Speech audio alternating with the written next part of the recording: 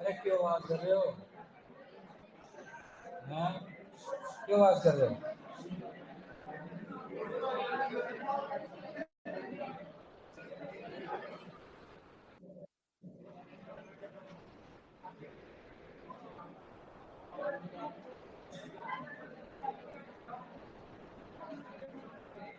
हाँ चलो।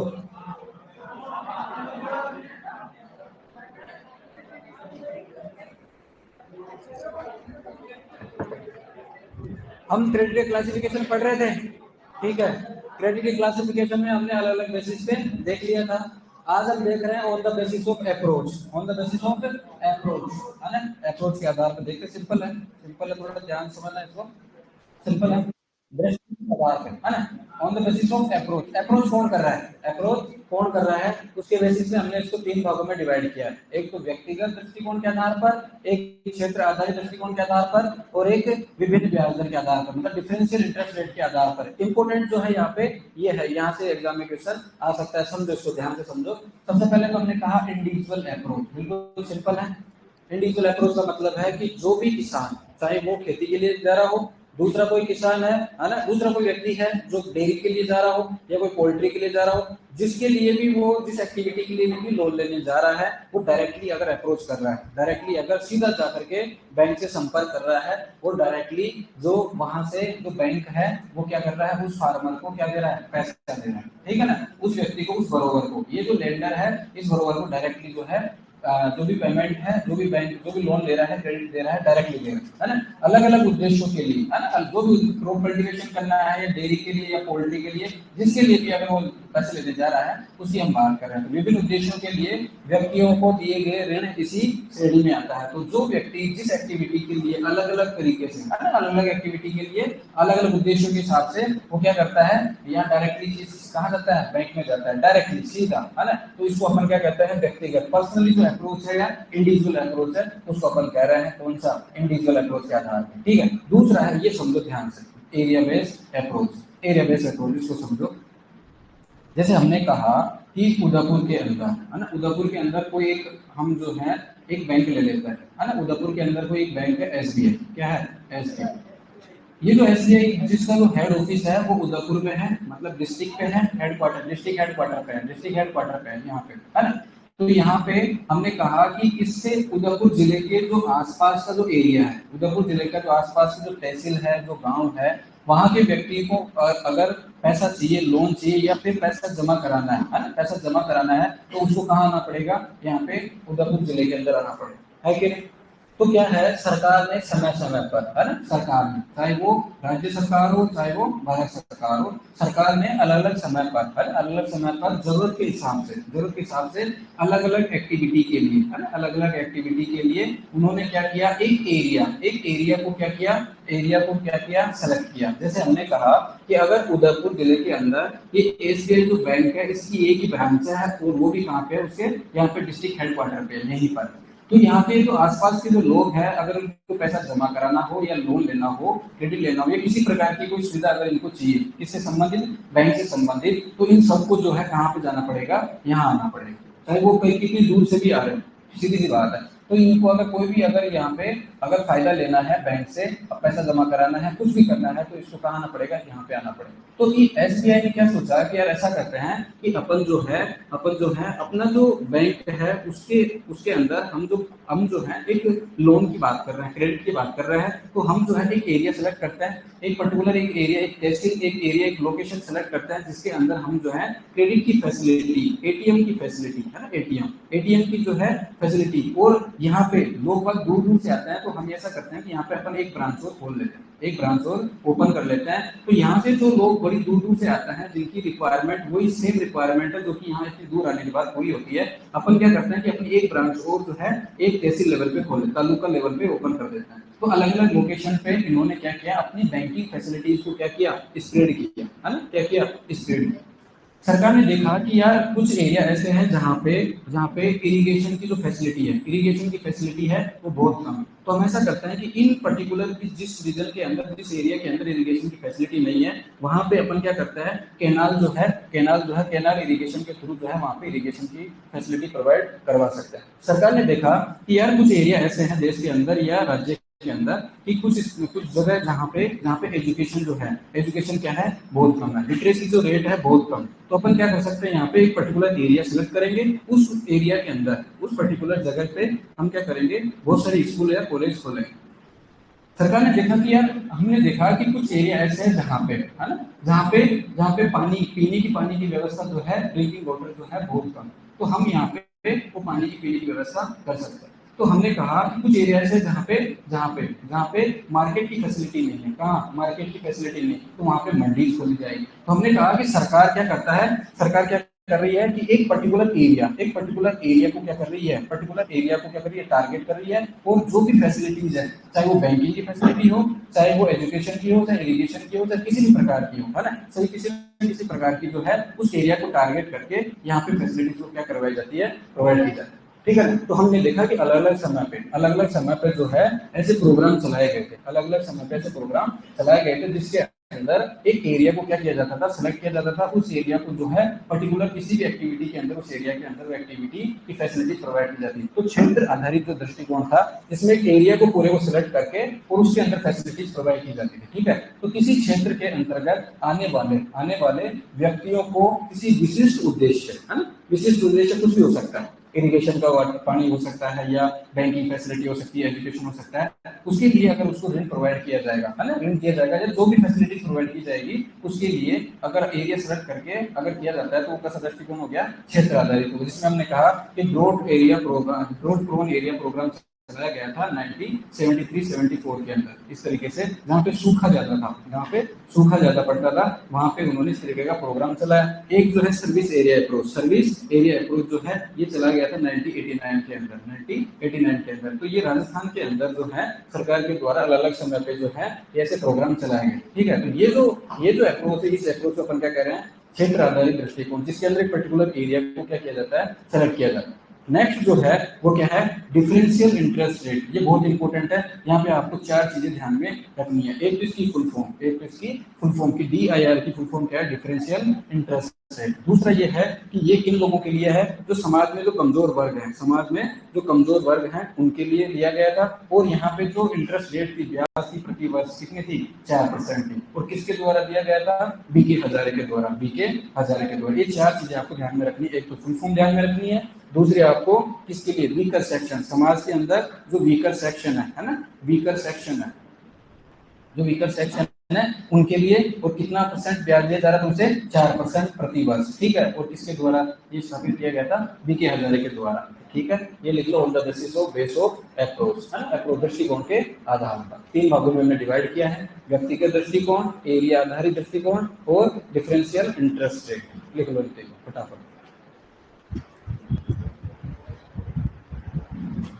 अभी तक कुछ नहीं लिखा है, ये फर्स्ट स्लाइड है, लिख लो।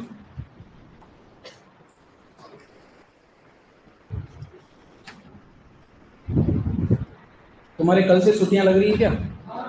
कल लास्ट क्लास होगी, है ना? ठीक है, कल खत्म हो जाए। अच्छा, अभी कोई डिसाइड नहीं है, शायद वो एग्जाम है COT की किसी की, 22-23-24 को है।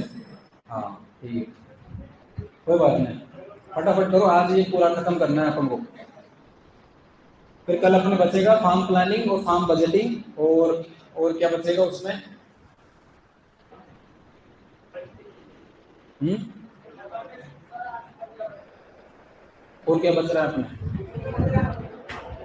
यही है, बस फार्म प्लानिंग फार्म बजटिंग है, और क्या है? अरे लिख ले।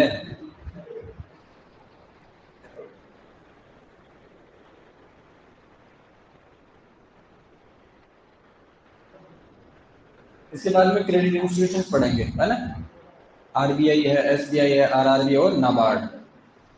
छोटे मोटे और हैं, FSS है, फार्मर सर्विस सोसाइटी है ना, और लैंड्स है, लार्ज साइज आदिवासी मल्टीपर्पज कोऑपरेटिव सोसाइटी, है ना। ये दो चार है छोटे छोटे, है ना। एस्टेब्लिशमेंट कब हुआ है, कौन चेयरमैन है या कोई जो भी है, इंपॉर्टेंट चीजें हैं वो देखेंगे, है ना।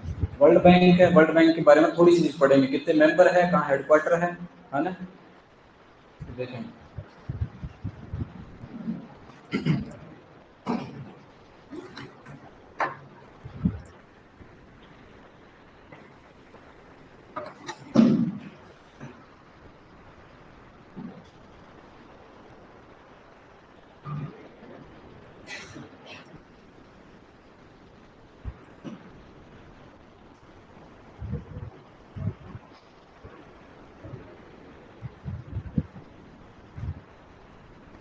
ये जो थर्ड है ना, ये याद ध्यान रखना इसका, है ना। ये इंपॉर्टेंट, ये इंपॉर्टेंट है, चारों चीजें ध्यान रखनी है आपको।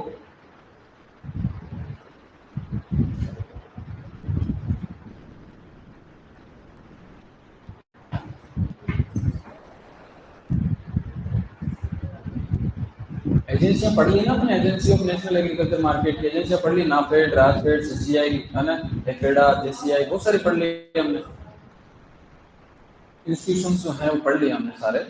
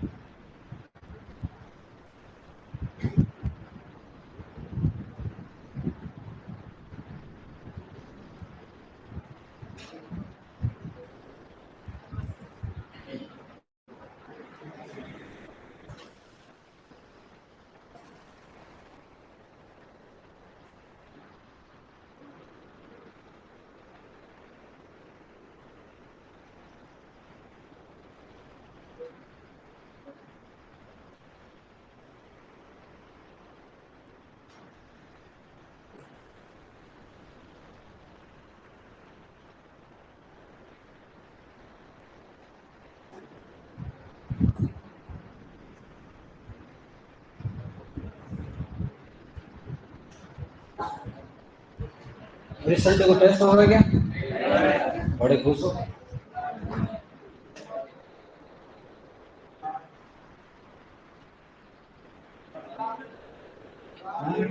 लास्ट जरूरत देनी पड़ेगी, कल ही हो जाएगा अपना कोर्स। हाँ क्या,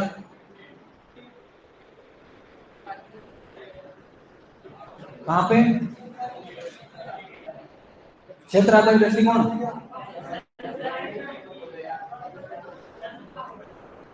आवाज नहीं आ रही मेरे पास। DPAP, drought prone area programme,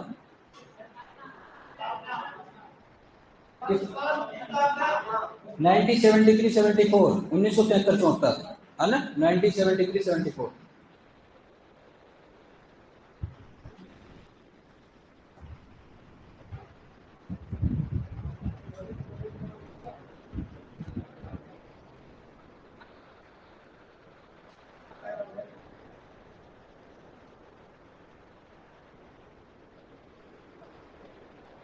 चले, देखो फटाफट लिखो।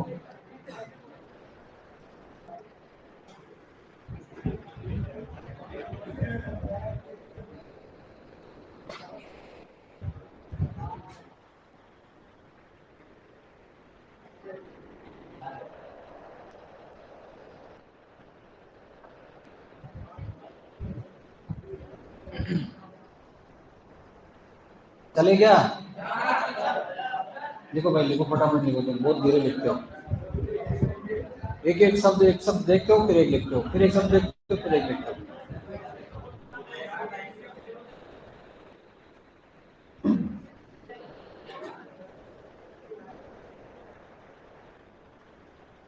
ये याद रखना, बी के हजारे, बी के हजारे। चलो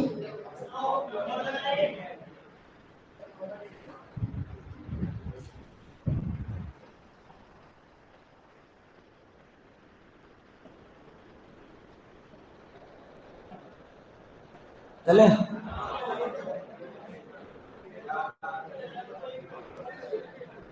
अब देखो लास्ट है ये, है ना, लास्ट क्रेडिट क्लासिफिकेशन में लास्ट है, किसानों के साथ संपर्क के आधार पर, on the basis of contact, है ना, on the basis of contact. तो इसमें सिंपल सा कुछ नहीं है, जो बैंकर है, जो लेंडर है, वो डायरेक्टली किसके कॉन्टेक्ट में है, फार्मर के। मतलब जो फार्मर है वो डायरेक्टली कहाँ से पैसा ले रहा है, बैंक से पैसा ले रहा है। तो यहाँ पे फार्मर और बैंक के बीच में कैसा कॉन्टेक्ट है, डायरेक्ट कॉन्टेक्ट है। कैसा है, डायरेक्ट। कैसा कॉन्टेक्ट है, डायरेक्ट कॉन्टेक्ट, डायरेक्ट कॉन्टैक्ट, है ना। तो इसको अपन क्या कह रहे हैं, प्रत्यक्ष ऋण। मतलब डायरेक्टली जब किसी बैंक के द्वारा, किसी लेंडर के द्वारा, लैंडिंग इंस्टीट्यूशन के द्वारा डायरेक्टली अगर फार्मर को पैसा दिया जाता है, मतलब यहाँ पे बीच में कोई भी मिडिलमैन नहीं है, कोई बिचौलिया नहीं है, कोई भी सटोरिया नहीं, कोई भी यहाँ पे मिडिलमैन एब्सेंट है। यहाँ पे हम क्या कर रहे हैं, डायरेक्टली बैंक जब सीधा किसको, फार्मर को पैसा देता है, इस प्रकार के ऋण को क्या कहते हैं अपन, प्रत्यक्ष ऋण कहते हैं। किसानों को सीधे दिए गए ऋण को प्रत्यक्ष ऋण कहा जाता है। जैसे अगर फसल के लिए अगर ऋण लेना हो तो फसल ऋण, डेयरी के लिए लेना हो तो डेयरी के लिए ऋण, पशुपालन के लिए वो हो गया, ठीक है। उसके बाद में ये समझने वाली बात है, क्या है, अप्रत्यक्ष ऋण। अप्रत्यक्ष मतलब इनडायरेक्ट, इनडायरेक्ट का मतलब ये हो गया कि यहाँ पे जो बैंकर है, यहाँ जो बैंक है वो डायरेक्टली फार्मर को पैसा नहीं दे रहा, डायरेक्टली फार्मर को पैसा नहीं दे रहा। यहाँ पे ध्यान से समझना है इसको, इधर देखो, बैंक जो है वो डायरेक्टली फार्मर को पैसा नहीं दे रहा। बैंक जो है फार्मर को डायरेक्टली पैसा न दे करके उन एजेंसीज को पैसा दे रहा है, उन एजेंसीज को पैसा दे रहा है जो इनडायरेक्टली फार्मर के लिए बेनिफिटेड है। जैसे जैसे फार्मर को क्या चाहिए, फर्टिलाइजर। क्या चाहिए फार्मर को, फर्टिलाइजर। तो ये बैंक जो है फर्टिलाइजर इंडस्ट्री जो है, फर्टिलाइजर इंडस्ट्री को क्या देगा, पैसा देगा। फार्मर को जो है पेस्टिसाइड, इंसेक्टिसाइड वगैरह चाहिए या सीड चाहिए, तो सीड इंडस्ट्री को जो है डायरेक्टली बैंक जो है पैसा देगा। इसके अलावा फार्मर को जो है कुछ इंप्लीमेंट्स, मशीनरी वगैरह चाहिए तो डायरेक्टली उनको कहाँ देगा, वो उनको डायरेक्टली क्या करेगा, पेमेंट करेगा। अब यहाँ से डायरेक्टली जो है फार्मर यहाँ से बेनिफिट लेगा, डायरेक्टली वो बैंक से पैसा नहीं लेगा।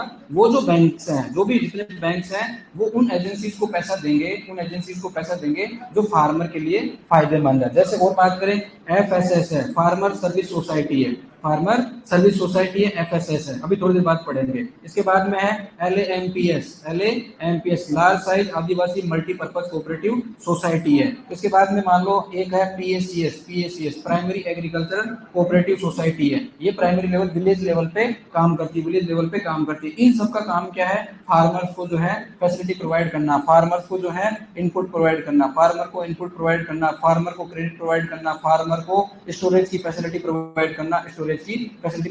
ऐसे बहुत सारे जो भी फैसिलिटीज है, इनके द्वारा क्या किसको दी जाती है, फार्मर को दी जाती है। तो यहाँ पे फार्मर जो है वो डायरेक्टली बैंक से बेनिफिट नहीं ले रहा है। यहाँ पे बैंक जो है इन सभी सोसाइटीज को, इन सभी एजेंसीज को क्या देता है, पैसा देता है, उनके थ्रू जो है फार्मर क्या ले रहा है, बेनिफिट ले रहा है। तो यहाँ लिखा हुआ है, जैसे उर्वरक है, कीटनाशक उद्योग हो गए, फार्मर सर्विस सोसाइटी है, लार्ज साइज आदिवासी मल्टीपर्पज कोऑपरेटिव सोसाइटी है, पैक्स मतलब primary agriculture cooperative credit society है, आदि जैसी कृषि आधारित जो फर्म है ना, उनको दिए गए ऋण से जो अप्रत्यक्ष रूप से किसानों के लिए लाभकारी होते हैं। तो इसको हम क्या कहते हैं, अप्रत्यक्ष ऋण कहते हैं। लिख लो, ये अपन पढ़ेंगे अभी थोड़ी देर में, है ना, ये पढ़ेंगे। ऐसे तो बहुत सारी एजेंसीज हैं।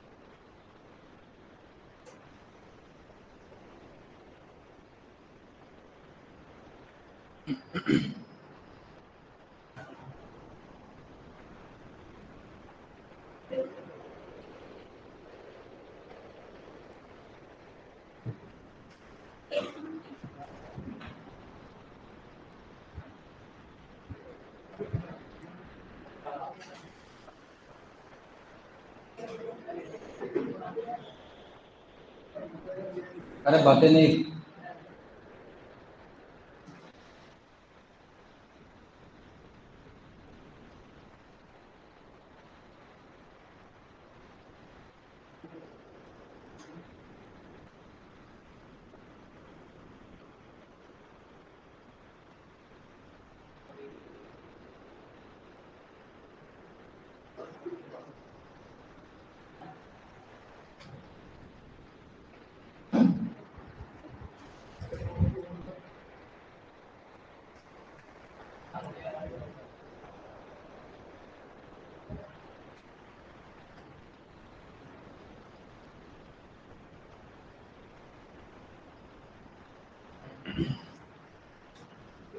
ये आपके हो गए क्रेडिट का क्लासिफिकेशन कंप्लीट। ठीक है, अब इसके बाद में अपन देखेंगे economic feasibility test of credit, है ना। Economic feasibility test of credit आपने पढ़ा होगा 3R 5C और 7P।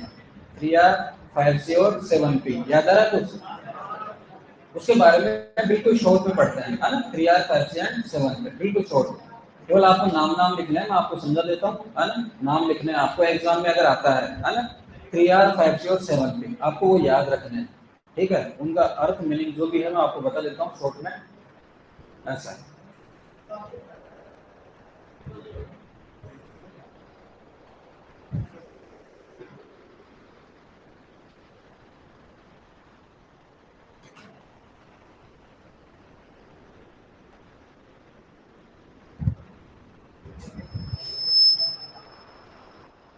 चलो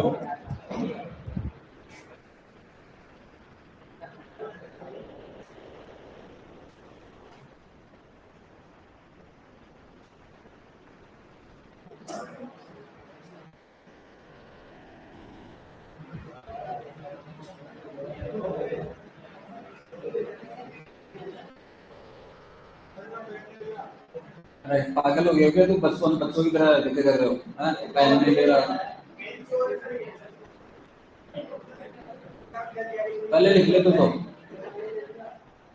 चलो आगे चलो। चलो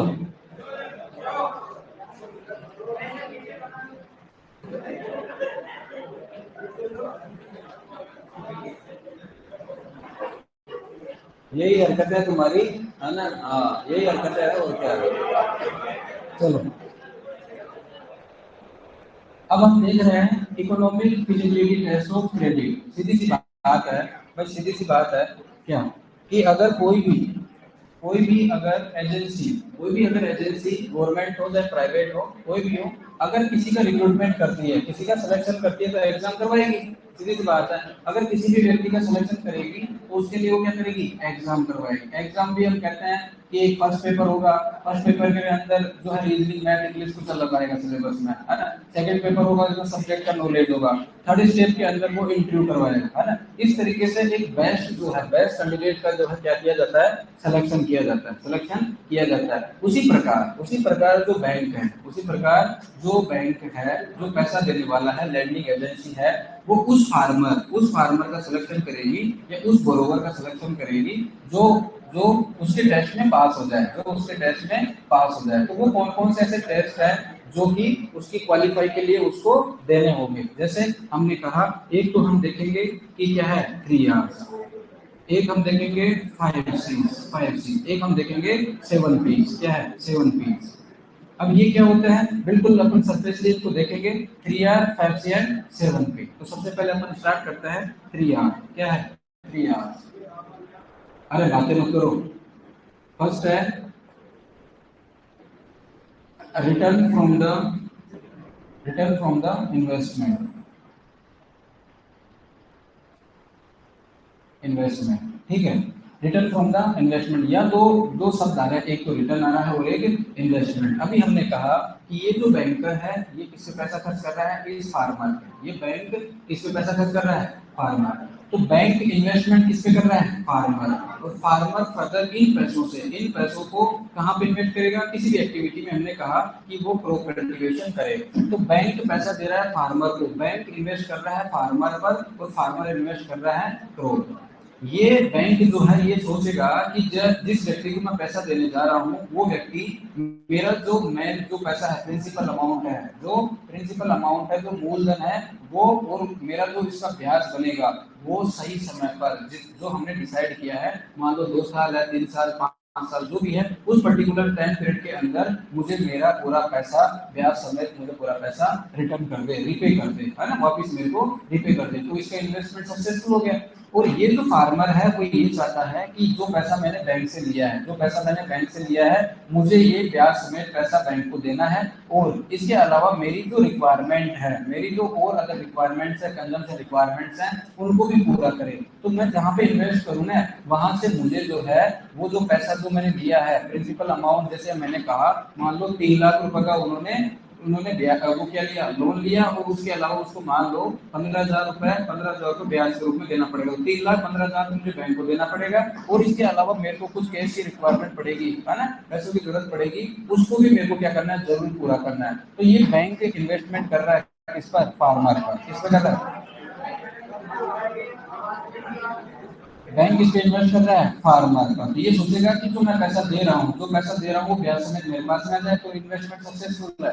और अगर फार्मर जो है जो पैसा ले रहा है वो सोचेगा कि मेरे को क्रॉप के ऊपर, जिसकी एक्टिविटी के ऊपर इन्वेस्ट करना है, वहां पे मेरे को जो है पूरा पैसा जो भी इन्वेस्ट कर रहा हूँ वहां से मेरे को उससे ज्यादा ही मेरे को क्या करे, मेरे को ज्यादा मिले, मतलब मेरी जो पोस्ट आ रही है, एक तो 3,15,000 रुपए मुझे बैंक को पैसा देना है, इसके अलावा जो भी और भी अदर जो भी पोस्ट आ रही है उसको भी फुलफिल करना है। तो ये इन्वेस्टमेंट कर रहा है फार्मर पर, फार्मर इन्वेस्ट कर रहा है किसी भी एक्टिविटी के ऊपर। तो ये चाहता है फार्मर से कि पूरा पैसा मेरा ब्याज समेत मेरे पास टाइम पे आ जाए, और ये चाहता है कि जो पैसा मैंने बैंक से लिया है वो तो मेरे को ब्याज समेत देना है, उसके साथ साथ मेरे को जो और दूसरी जो लागत आने वाली है, कॉस्ट आने वाली है, उसको भी वो क्या करे, पूरा करे। तो अरे क्यों फालतू बर्बाद कर रहे हो, हैं?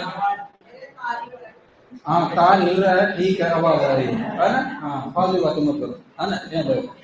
उसके बाद क्या है, हमने क्या कहा, return from the propose investment, जो इन्वेस्टमेंट किया जा रहा है, जो बैंक है वो फार्मर पे करेगा, फार्मर जो है क्रॉप पे करेगा। तो यहाँ फर्स्ट जो आ रहा है वो ये बताता है कि यहाँ पे जो भी इन्वेस्टमेंट हो रहा है ये इस पे करेगा, और फार्मर जो है किस पे करेगा, जो भी एक्टिविटी पे करेगा। तो यहाँ से उसको जो इन्वेस्टमेंट की बात अपन कर रहे हैं, यहाँ से रिटर्न उसको मिलना चाहिए, रिटर्न मिलना चाहिए, ठीक है, अब नहीं होगा, सही है, ठीक है। तो रिटर्न मिलना चाहिए। तो फर्स्ट आप ये बताता है क्या, return from the investment. Second क्या है, repayment capacity, repayment capacity, repayment capacity repayment capacity मतलब रिपेमेंट कैपेसिटी क्या बता रहा है कि जो भी रिटर्न मुझे मिला है, जो भी रिटर्न मुझे मिलेगा, वो जो व्यक्ति जिसको मैंने पैसा दिया है उसकी रिपेमेंट कैपेसिटी, पुनर्भुगतान की क्षमता कितनी है, किसकी, इस फार्मर की पुनर्भुगतान की क्षमता कितनी है। हमने देखा कि 2 प्रकार के व्यक्ति जनरली पाए गए, क्या, एक तो जो है पैसा ले गया, उसके पास में पैसा अवेलेबल भी है लेकिन वो पैसा नहीं देता।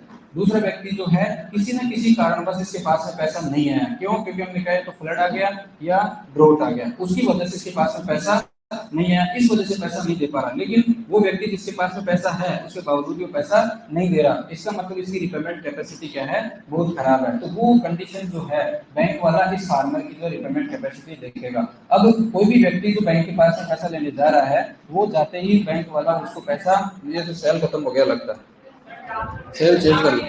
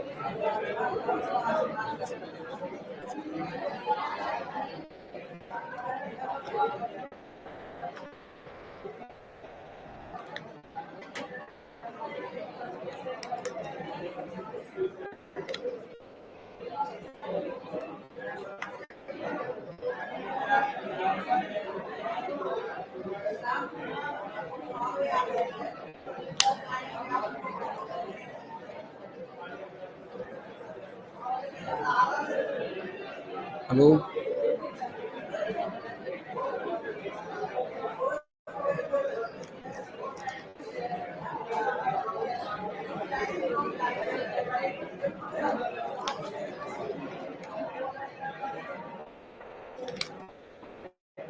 हाँ चलो,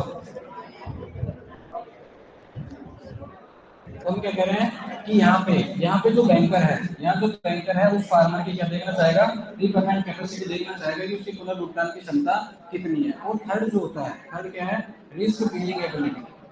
अरे क्यों बात कर रहे हो तुम, हैं क्यों बात कर रहे हो, क्या दिक्कत हो गई तुमको, है नहीं पढ़ना तो चले जाओ,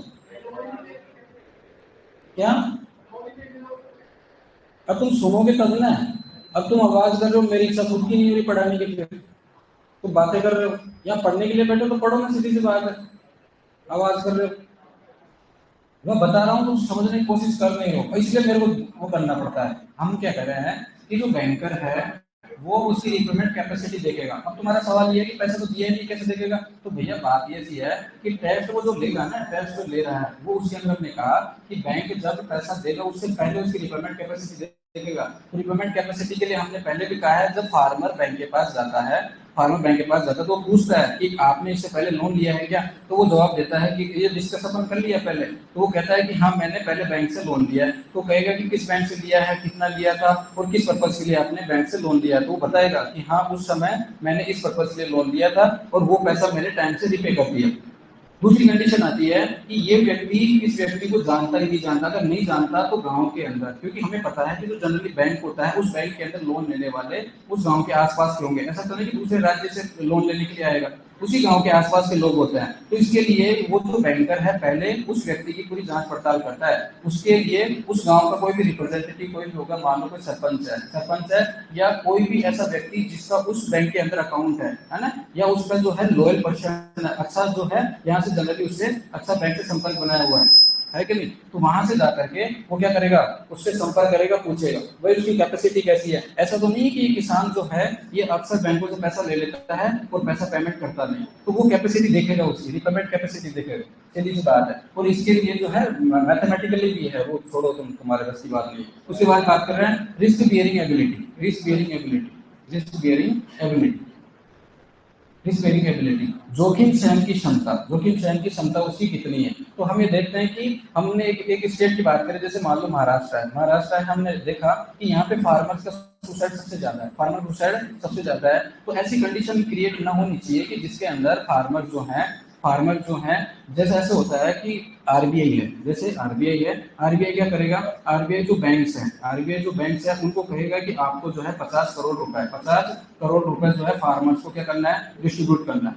अब टारगेट आरबीआई ने दे दिया कि आपको फार्मर्स को क्या करना है, 50 करोड़ रुपए लोन देना है। अब बैंक ने भी वैसा ही किया जैसे आरबीआई ने कहा, अब बैंक जो है फार्मर्स को वो क्या कर रहा है, लोन दे रहा है। अब बात आती है रिकवरी की, जैसे रिकवरी की बात आती है तो यहाँ पे जो बैंक वाला है वो फार्मर से रिकवरी के लिए जब बात करता है तो दो कंडीशन होती है कि एक तो वो कॉल करके जाए, तो कॉल करके जाएगा तो घर पे मिलेगा नहीं। दूसरी कंडीशन है कि बिना कॉल करके चला गया तो किसान कह देता है कि भाई आपको पहले बता के आना चाहिए, तो मेरे पास पैसे की व्यवस्था नहीं है। तो रिकवरी की बात आती है तो रिकवरी जो है, हाँ वास्तविकता में ऐसा होता है। आप देखो इधर ये जो ग्वालियर, भिंड, मुरैना, करौली, धौलपुर, भरतपुर का जो एरिया है वहाँ पे ऐसी सिचुएशन है, वहाँ पे कई मित्र काम करते हैं बैंक में, तो कहते हैं कि भाई साहब यहाँ तो रिकवरी की हालत इतनी खराब है कि रिकवरी हो ही नहीं पाती है, रिकवरी हो नहीं पाती। जब लोन लेने के लिए वहाँ पे रिकवरी के लिए जब जाते हैं तो वहाँ पे कई बार लड़ाई झगड़ा हो जाता है, बैंक वाले तो पिटाई कर देते हैं। आए दिन हम देखते हैं, कि वहाँ पे हम देखते हैं न्यूज़पेपर में कई बार आता है कि यहाँ पे बैंक वाला जब जैसे रिकवरी के लिए जाता है तो कई बार उसको जो है पकड़ के बिठा लेता है कि जाने नहीं देता है, इसलिए वहां पे वो पुलिस के साथ में लेके जाता है, पुलिस के व्यक्ति लेके जाता है। तो यहाँ पे वो ये देखता है कि इसकी रिस्क बियरिंग एबिलिटी कैसी हो, किन सहन की क्षमता कैसी है, कहीं ऐसा ना हो कि कुछ ड्रॉट आ गया, फ्लड आ गया। और हम देखते हैं अक्सर एक आध साल के अंदर जो है ऐसी सिचुएशन आती रहती है, एनवायरमेंट के अंदर ऐसी कुछ चीजें होती रहती है जिसकी वजह से उसको जो है उसका प्रोडक्शन जो है कम होता है,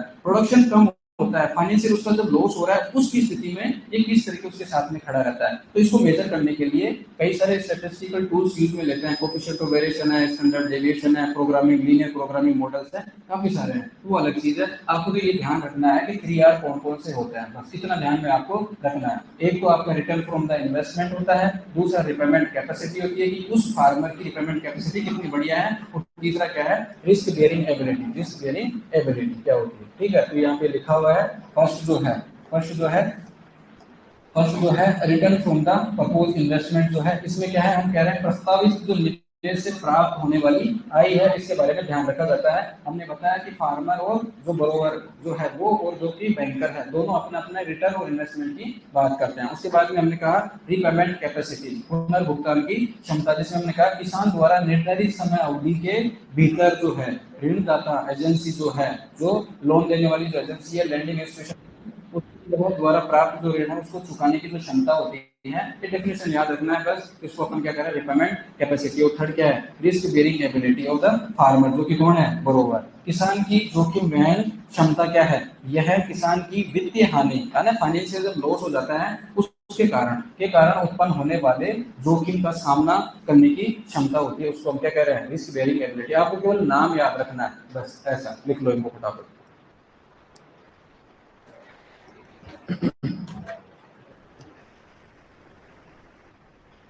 अब तुमने यूजी में थोड़ा बहुत भी पढ़ा होता तो कुछ ध्यान होता, इसके ऊपर पूरा प्रैक्टिकल एक्सरसाइज है, न्यूमेरिकल करवाए होंगे, पता नहीं तुम्हें। अब यहाँ थोड़ी कराने बैठेंगे सब चीजों।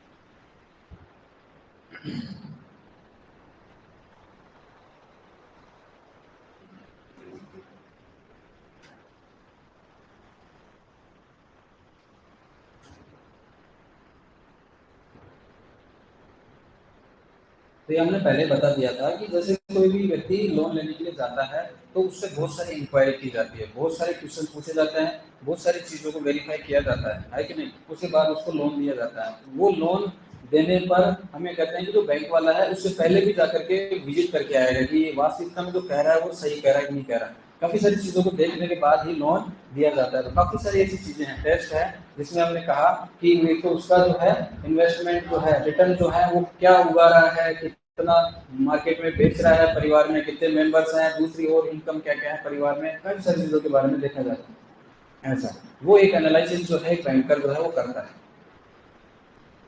इसके बाद देखेंगे 5C।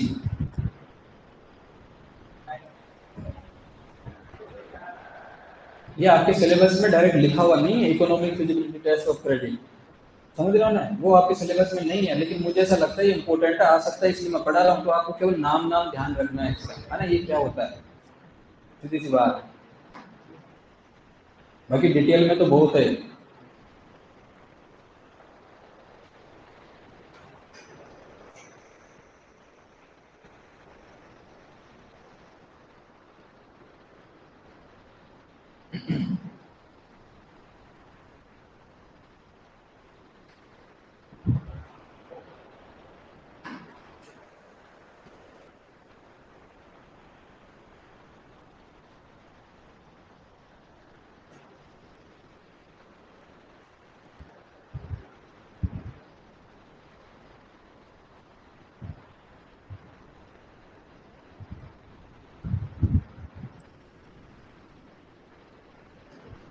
हो गया क्या, लिखो फटाफट।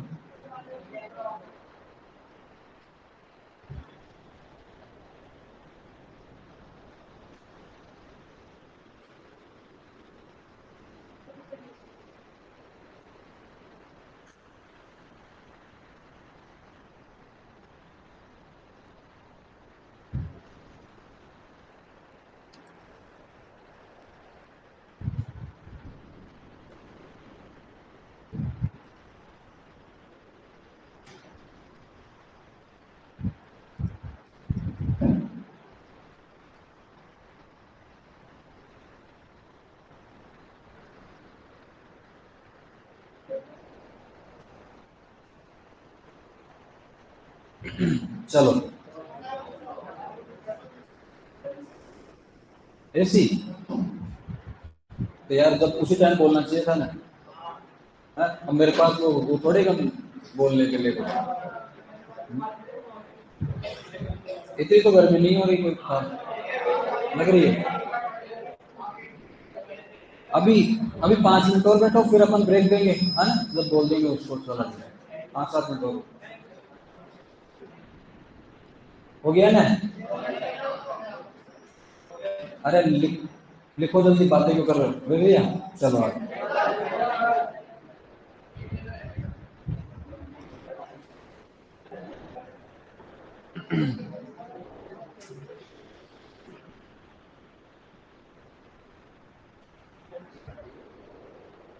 चलो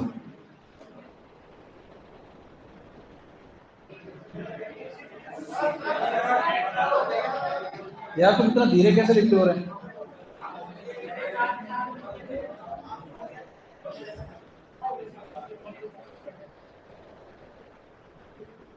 इस हिसाब से तो लगता है कि 2-4 क्लास और लेनी पड़ेगी।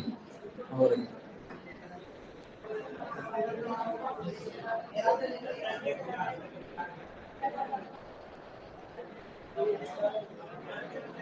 चलो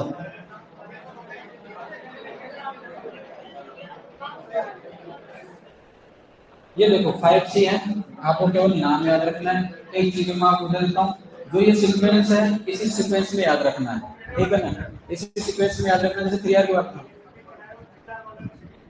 हाँ वो भी सीक्वेंस, वही तो कह रहा हूँ ना। जो भी हम पढ़ रहे हैं ना 3R 5 6 7P, वो सीक्वेंस में याद रखना है, क्योंकि एग्जाम में ऐसे पूछेंगे सेकंड आर कौन सा है, फिफ्थ पी कौन सा है, फोर्थ पी कौन सा है, ये एग्जामिनेशन पूछा हुआ है, इसलिए मैं आपको कह रहा हूँ। क्योंकि वो जो है वो जो एनालिसिस कर रहा है वो स्टेप वाइज कर रहा है, क्या कर रहा है स्टेप वाइज। तो ये 5C है, character, capacity, capital, condition and common sense, इसी सीक्वेंस में इसको याद रखना है। अब कैसे देखो, सिंपल है। सबसे पहले वो उस व्यक्ति का चरित्र देखेगा, क्या देखेगा, चरित्र, कैरेक्टर उसका कैसा है। अब उसको जानता ही नहीं है तो कैसे देखेगा। अब किसी से पहली मुलाकात में उसके चरित्र के बारे में जज नहीं किया जा सकता। हो सकता है कि वो जो है अपने आप को अच्छा बताने की कोशिश कर रहा हो सकता है ना। तो इसके लिए उसके देखो ऐसा है कि वो सब सारी चीजों को देखता है, समझता है। तो वो जो भी रिप्रेजेंटेटिव होता है उस गांव का जो रिप्रेजेंटेटिव होता है उससे वो सारी चीजें पता करता है। तो भाई रिस्पॉन्सिबिलिटी, घर में जिम्मेदार आदमी है कि नहीं है ना, ईमानदारी है कि नहीं है ना, उस सारी सब चीजों के बारे में देखता है। ठीक है, उसके बाद में बात करते हैं हम रिपेमेंट कैपेसिटी। ये जो कैपेसिटी है इसका मतलब क्या है यहाँ पे, रिपेमेंट कैपेसिटी है। क्या है यहाँ पे, रिपेमेंट कैपेसिटी, ये थोड़ा ध्यान रखना।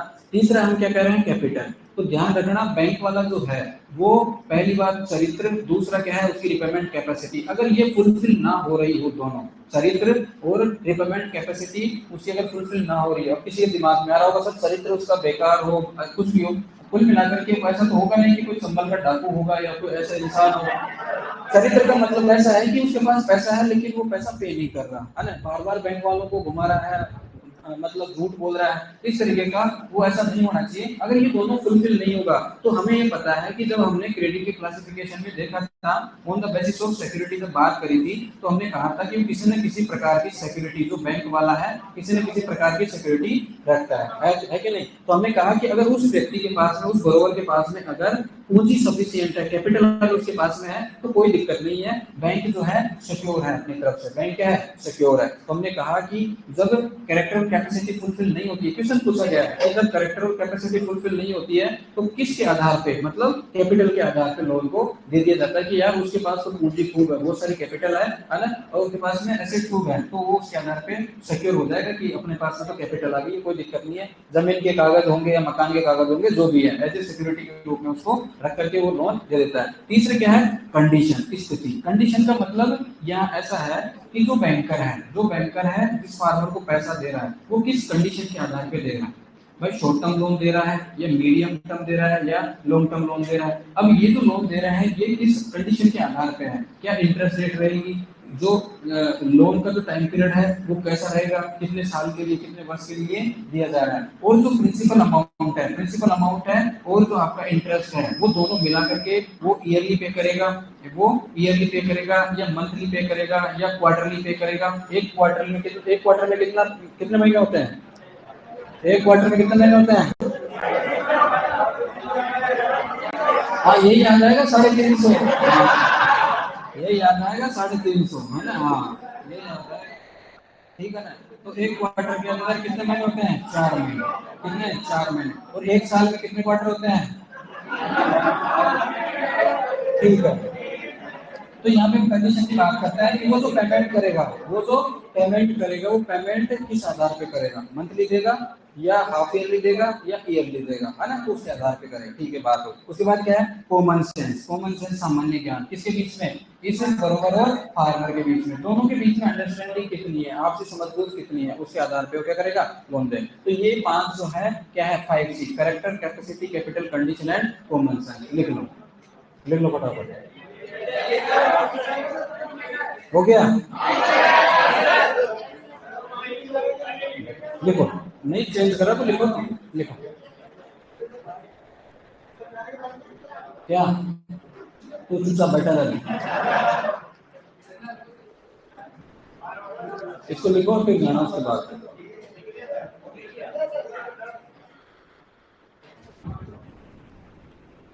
5 मिनट का ब्रेक है, उसके बाद तुरंत आ जाना।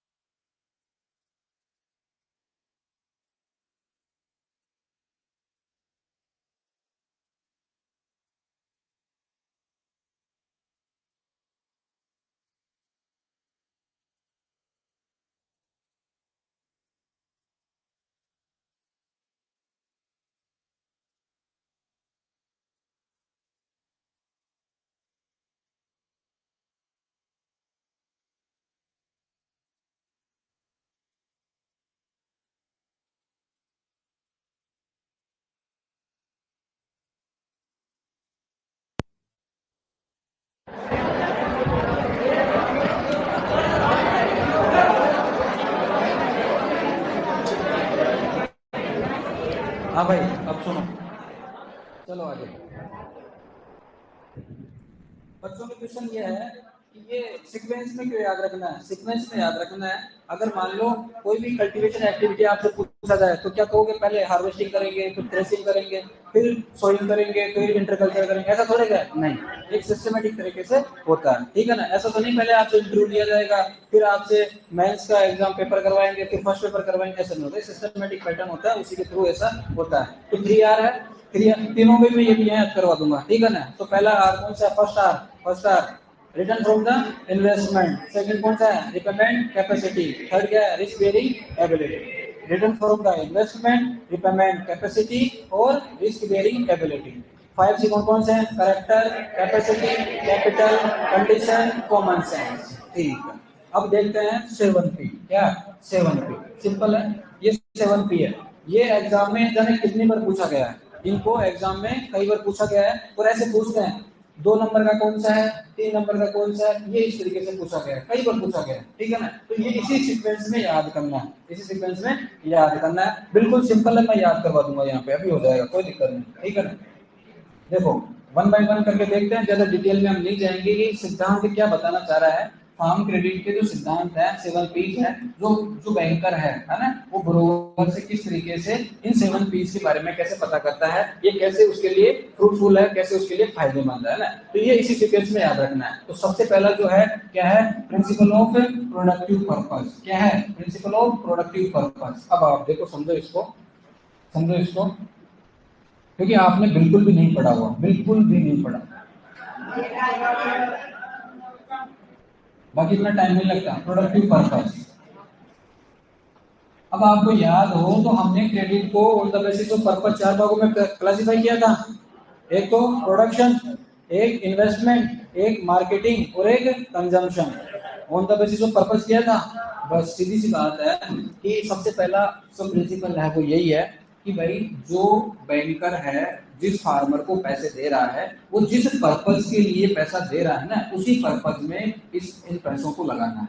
सबसे पहली बात तो ये प्रिंसिपल यही कहता है कि जो पैसा आपने मेरे से लिया है, वो पैसा आप जो है ना, जो पैसा आपने मेरे से, जो पैसा आप लोगे, वो आप इन पैसों को अपने जिस पर्पस के लिए आपने लिया है, आपने कहा कि मुझे प्रोडक्शन करना है, मुझे क्रॉप का कल्टीवेशन करना है, तो आपको क्या करना है? इन्हीं एक्टिविटी, जिस एक्टिविटी के लिए आपने पैसा दिया है, उसी एक्टिविटी में आपको क्या करना है? इसको खर्च करना है। तो पहला प्रिंसिपल ये कहता है कि प्रोडक्टिव पर्पस। प्रोडक्टिव पर्पस तभी होगा, हमने क्यों कहा इसको प्रोडक्टिव पर्पस? अगर ये इसकी जगह, प्रोडक्शन की जगह अगर कंजम्पशन के अंदर, कंजम्पशन के अंदर अगर इसको खर्च कर देता है, तो ये प्रोडक्टिव पर्पस नहीं होगा। इसका जो पर्पस था वो क्रॉप कल्टीवेशन था, ये इसका प्रोडक्टिव पर्पस है, न कि ये इसका कंजम्पशन का। तो हमने देखा कि जनरली क्या होता है कि जैसे फार्मर है, उसने बैंक से पैसे ले लिए, मान लो 5 लाख रुपए, 5 लाख रुपए ले लिए। अब इसको ये पता है ना, किसको? बैंकर को ये पता है कि हमने जो इसको पैसा दिया है, ये शुरुआत के अंदर जो भी क्रॉप कल्टीवेशन करेगा, उसमें जो इसको क्रेडिट, इसमें जो भी इसको इनपुट्स लगेंगे, जो भी इनपुट्स लगेंगे वो परचेज कर लेगा।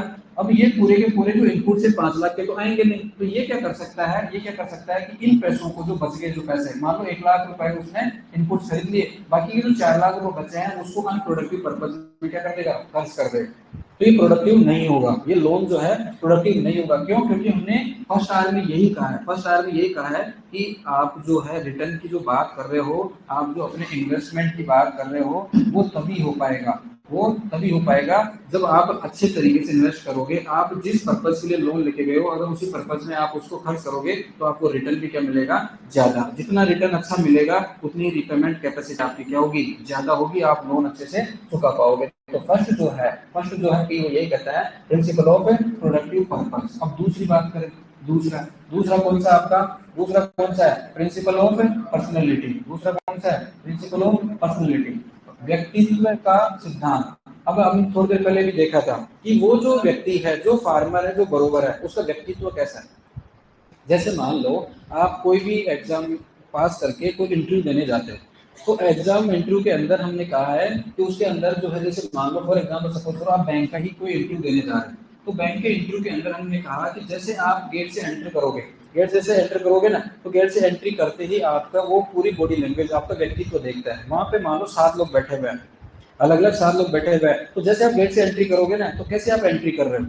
आप जैसे चल के आ रहे हो तो किस तरीके से चल के आ रहे हो, आपके हाथ में फाइल है, आपके राइट हैंड में या लेफ्ट हैंड में, आपका मूवमेंट कैसा है। जैसे आप आओगे वहां पे आप परमिशन ले रहे हो बैठने के लिए परमिशन ले रहे हो नहीं ले रहे हो, तो उसके बारे में वो देखता है। उसके बाद में आप बैठ गए तो बैठने का आपका पोस्चर कैसा है, आप बिल्कुल जो आपकी जो रीढ़ की हड्डी है वो उसको बैक करके ऐसे इस तरीके से बैठे हो या बिल्कुल स्ट्रेट बैठे हो, पहली बात। दूसरी बात, आपसे जो क्वेश्चन पूछा जा रहा है उसका जवाब आप कैसे दे रहे हो। जैसे किसी एक व्यक्ति ने आपसे क्वेश्चन पूछा तो उसके आई कांटेक्ट कैसा है, क्या आप ऊपर नीचे जवाब देते समय देख तो नहीं रहे, कहीं आपने जिससे क्वेश्चन पूछा कहीं उसकी बजाय आपने सबको क्वेश्चन का आंसर दिया कि नहीं दिया, किस तरीके से।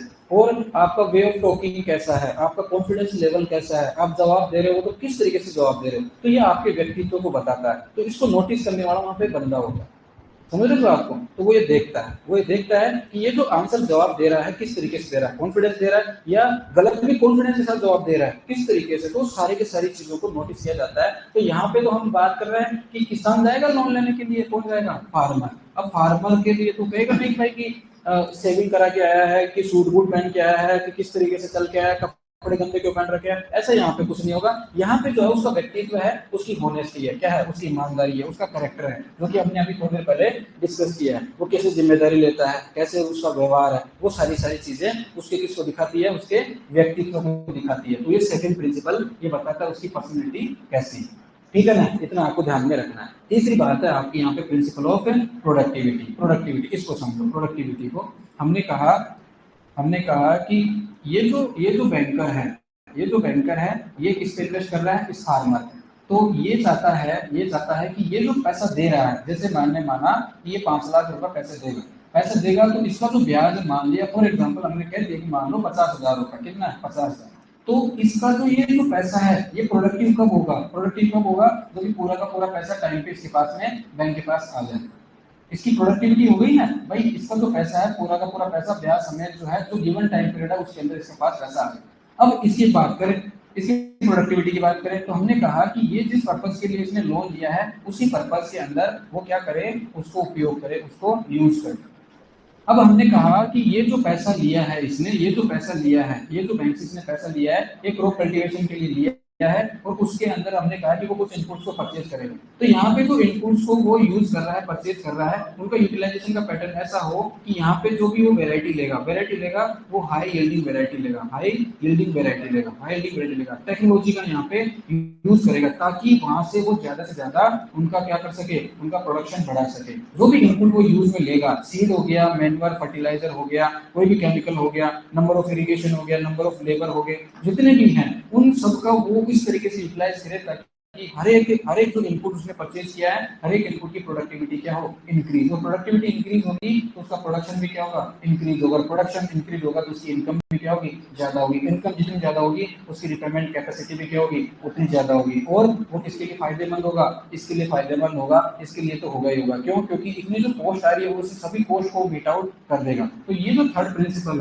है ना, थर्ड प्रिंसिपल जो है प्रिंसिपल ऑफ प्रोडक्टिविटी, वो यही कहता है कि जो बैंकर जिस फार्मर को पैसा दे रहा है तो बैंकर अपना यह देखेगा कि मेरा जो पैसा टाइम पे आ गया तो प्रोडक्टिव हो गया। और हमने कहा कि ये जो फार्मर है जिन इनपुट्स का वो यूज करने वाला है उनका यूटिलाइजेशन इस प्रकार से करे, ऐसी चीजों का इनपुट्स का वो करे, हाई यील्डिंग टेक्नोलॉजी वगैरह सब तरीके से ऐसे करें ताकि उसकी प्रोडक्टिविटी क्या हो जाए, बढ़ जाए। तो यहाँ पे हम बात करेंगे किसकी, प्रिंसिपल ऑफ प्रोडक्टिविटी, है ना, प्रोडक्टिविटी। उसके बाद में फोर्थ है principle of phase disbursement. Phase मतलब चरणबद्ध रूप से उसको क्या करना है, बांटना है। जैसे समझो इसको, हमने कहा कि ज्यादातर जो बैंक्स है वो लोन जो है पूरा का पूरा पैसा एक साथ नहीं देते। जो बैंक्स हैं फार्मर को पूरा पैसा एक साथ नहीं देते। उसका कारण क्या है, जैसे मैंने अभी कहा कि अगर मान लो किसी बैंक ने किसी फार्मर को जो है 5 लाख रुपए का लोन दे दी, अब पूरा का पूरा पैसा उसको एक टाइम पे पैसा आ गया किसी पास फार्मर। अब सपोज करो फार्मर के मान लो कोई मेडिकल इमरजेंसी हो गई,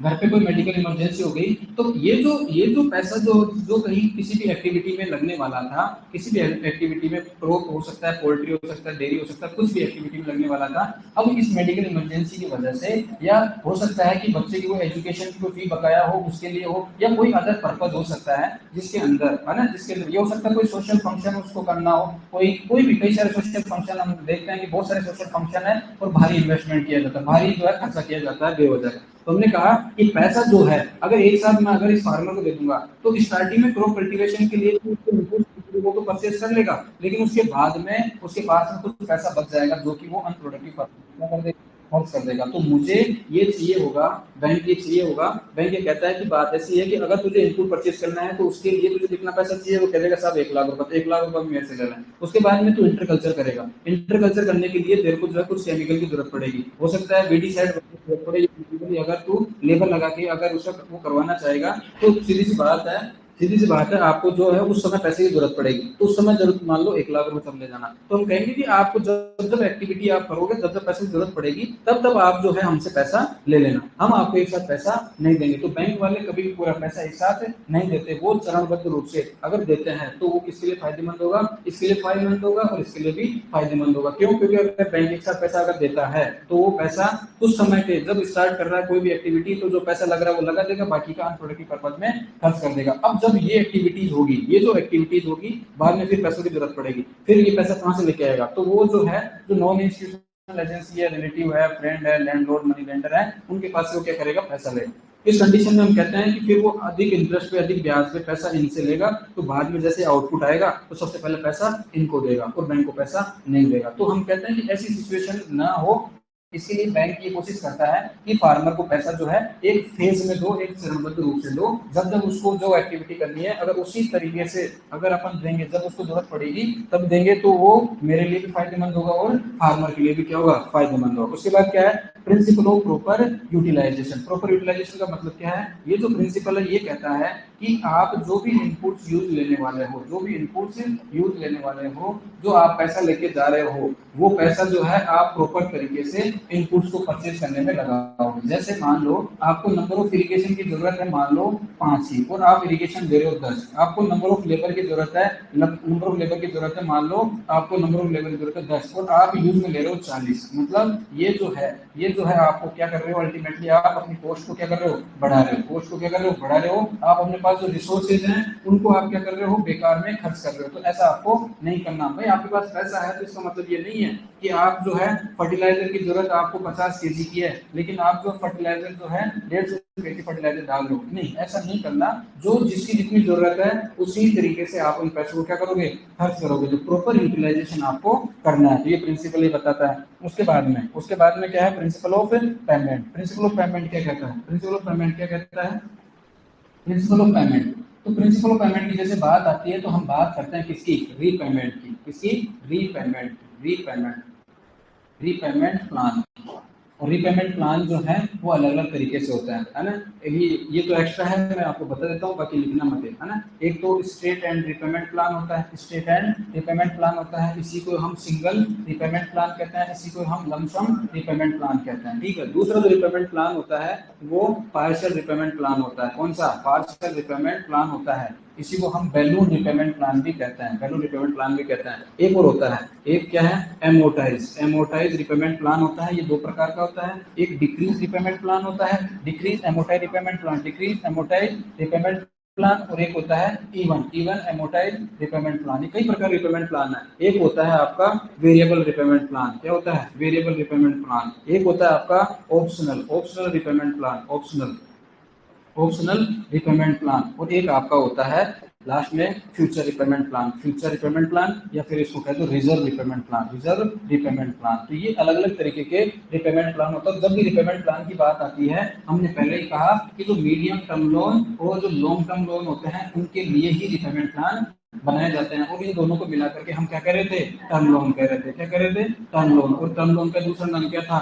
इन्वेस्टमेंट लोन। क्या था? Investment loan. तो यहाँ पे जो बैंकर है वो बरोवर को जब पैसा देगा, जो बैंकर है वो बरोवर को जब पैसा देगा तो वो उसको एक प्लान के थ्रू देगा। वो उससे बात करेगा, भाई तेरी इनकम कैसी है? क्या केवल इनकम तेरी केवल खेती से होती है? केवल अपने क्या है क्रॉप कल्टीवेशन से होती है? या तेरा कोई इनकम का अदर सोर्स भी है क्या? इनकम का कोई अदर सोर्स भी है क्या? जैसे तेरे परिवार में और भी मेंबर होंगे, वो मेंबर जो है वो कुछ अलग अलग तरीके से इनकम करते हैं। कोई दुकान है, कहीं फैक्ट्री में काम करता है, कोई गवर्नमेंट जॉब है, किसी भी तरीके से आपकी इनकम होती है, तो उसके हिसाब से अपन क्या करते हैं? प्लान बनाते हैं। भाई सीधी सी बात है, अगर कोई आप बाइक खरीद के लाते हो, कुछ पैसा डाउन पेमेंट देते हो, बाकी मंथली आप जो है उसकी किस्त बनवा देते हो, तो आपकी इनकम कैसे उसके हिसाब से मेरे को क्या करना है? रिपेमेंट प्लान बनाना। तो ये अलग अलग रिपेमेंट प्लान होते हैं। तो ये अपन डिस्कस तो करने वाले हैं नहीं। हम बात करेंगे रिपेमेंट इसकी पेमेंट की। तो पेमेंट जो है वो क्या है, सीधा सीधा है रिपेमेंट प्लान की हम यहाँ पे बात करेंगे। तो रिपेमेंट प्लान जनरली मीडियम और लॉन्ग टर्म लोन के लिए बनाया जाता है, जिसमें हम कहते हैं इसको क्या कहते हैं, टर्म लोन या फिर इन्वेस्टमेंट लोन। यहाँ पे जो अवधि होगी वो कहाँ से शुरू होगी, 18 महीने से लेकर के, 18 महीने से लेकर के कहाँ तक,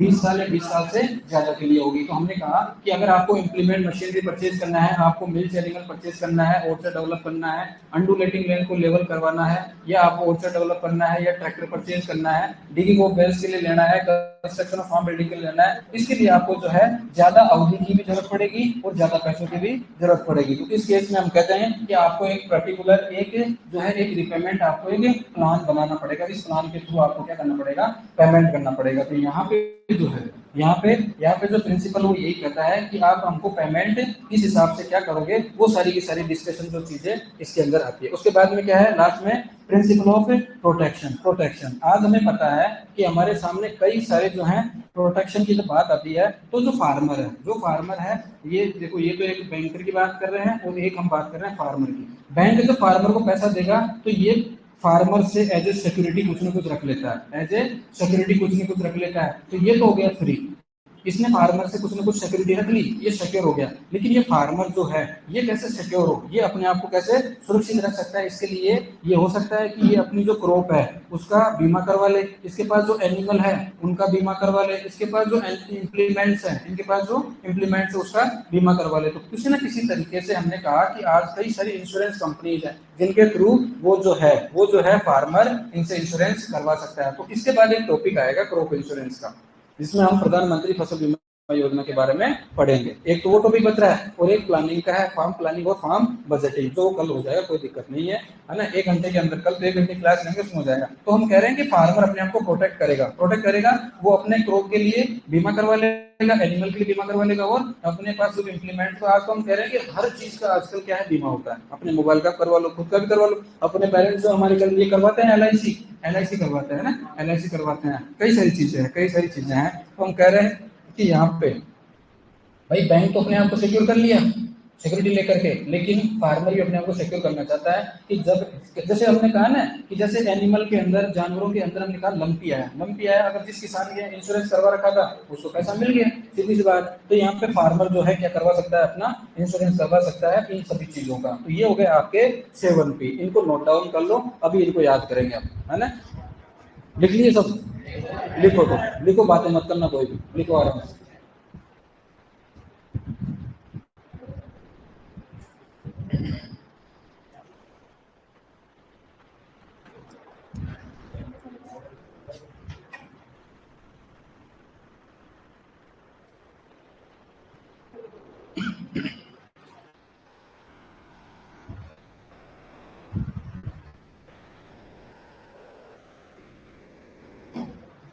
आपको इसी सीक्वेंस में याद रखना है, बस आपको ये याद रखना है ये क्या होते हैं। आपको याद नहीं भी आए तो कोई दिक्कत वाली बात नहीं है, लेकिन एग्जाम में क्वेश्चन ये आएगा, what is the 4P of credit analysis. तो आपको फिर बताना है कि प्रिंसिपल ऑफ फेज डिसबर्समेंट, ये ध्यान रखना। ये आएगा क्वेश्चन एग्जाम, कई बार एग्जाम में क्वेश्चन आएगा।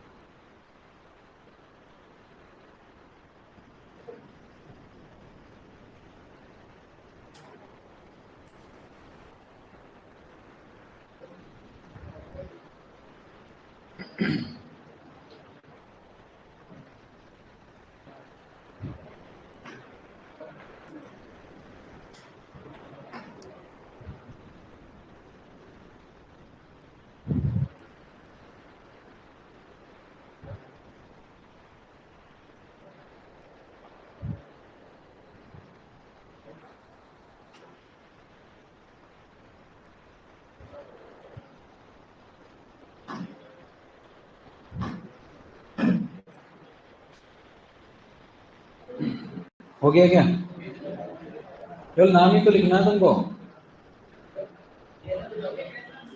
तो फर्स्ट पी कौन सा है, principle of productive purpose. Second क्या है, प्रिंसिपल ऑफ पर्सनैलिटी। थर्ड क्या है, प्रिंसिपल ऑफ प्रोडक्टिविटी। फोर्थ क्या है, principle of phase disbursement. Fifth क्या है, प्रॉपर यूटिलाइजेशन। सिक्स कौन सा है, पेमेंट। और सेवन कौन सा है, प्रोटेक्शन।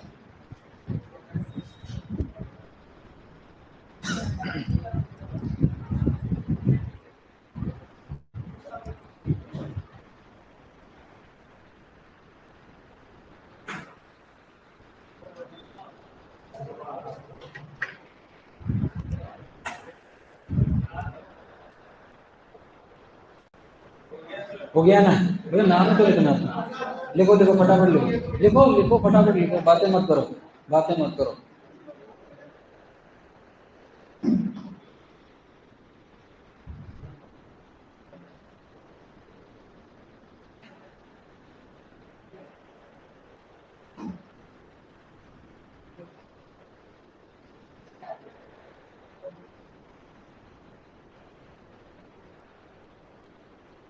अरे एक ही, ये तो इंग्लिश में लिख लो, हिंदी में लिख लो।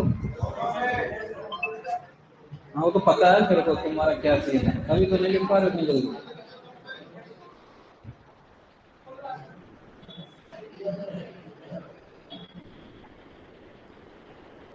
चलो,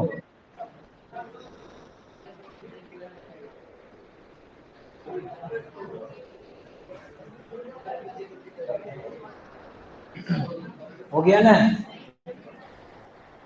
इस हिसाब से तो नहीं होगा आज तो भाई।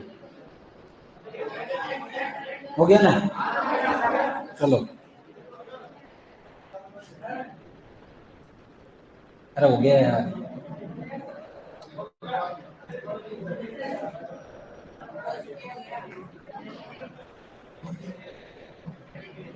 हाँ, अब देखो, इधर देखो, थ्री आर सबसे पहले कौन सा है, थ्री आर। कौन सा है, कौन कौन सा है थ्री आर, फर्स्ट कौन सा है, return from the investment. Second कौन सा है, रिपेमेंट कैपेसिटी। थर्ड कौन सा है, risk bearing ability. First, return from the investment. Second, repayment capacity. Third, risk bearing ability. 5C, character, capacity, capital, condition, common sense. Character, capacity, capital, condition and common sense. आप चार पांच बार बोलोगे, याद हो जाएगा, इसे सीक्वेंस में याद रखना। अब 7P की बात आती है, ये थोड़ा दिक्कत करता है। सबसे पहले आपको क्या याद रखना है, प्रोडक्टिव पर्पस। सेकंड आपका क्या, पर्सनैलिटी। थर्ड क्या है, प्रोडक्टिविटी। फोर्थ क्या, फेज प्रॉपर।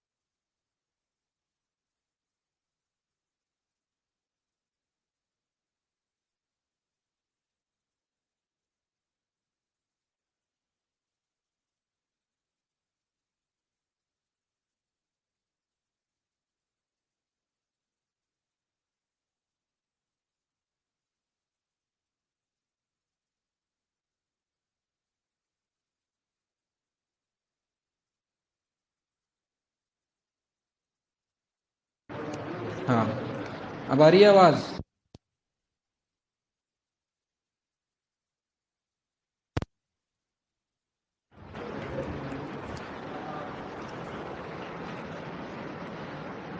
अब आवाज आ रही है क्या ऑनलाइन?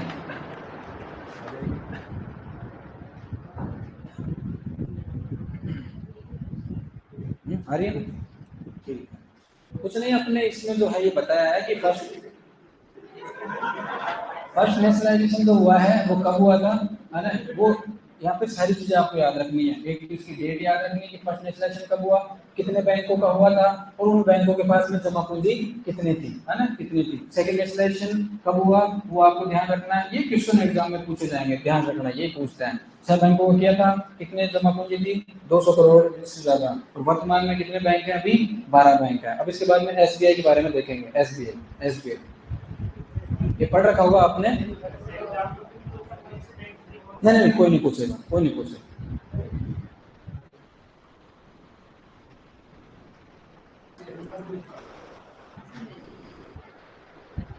वो कारण ये है कि मान लो पेपर बन गया, ठीक है, पेपर होने वाला है, लेकिन सरकार को लगा कि यार किस बैंक को मर्ज कर दें, तो 11 हो जाएंगे फिर तो नाम नहीं पूछेंगे आपसे। अभी प्रेजेंट में कितने हैं वो है। और जो करंट के डेटा है वो भी आपको ध्यान में रखना है, करंट के डेटा आपको ध्यान में रखना है। कोई का किसी का कुछ अगर चेंज हो रहा है ना, तो प्रोडक्शन के डेट, इसको क्या हो गया,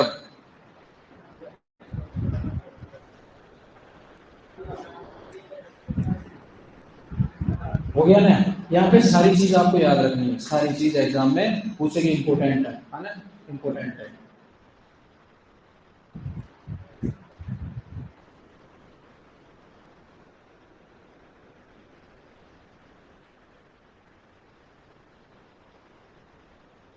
और जितने भी डेट्स आ रही है, जितनी भी तारीखें आ रही है ना, वो सारी तो आपको याद है कि नहीं? लेकिन अपने सब्जेक्ट की याद आपको रखनी है, तो उसको एक पेज पे लिख लेना, सबको एक पेज पे लिख करके वो डेली देखना। ऐसा नहीं कि आपने आज याद किया और याद हो गया तो इसका मतलब हमेशा के लिए याद हो गया, नहीं, है ना? बार बार देखोगे परमानेंटली याद हो जाएगा, कोई दिक्कत नहीं आएगी फिर। ऐसा बहुत सारी डेट्स आई है अपने यहाँ पे इसमें, तो वो सबका आपको एक पेज पे लिख करके याद करना। हो गया नहीं? हो गया, चलो लिखो, फटाफट लिखो। अरे तो रुको, तो सही लिख रहे हैं कुछ और।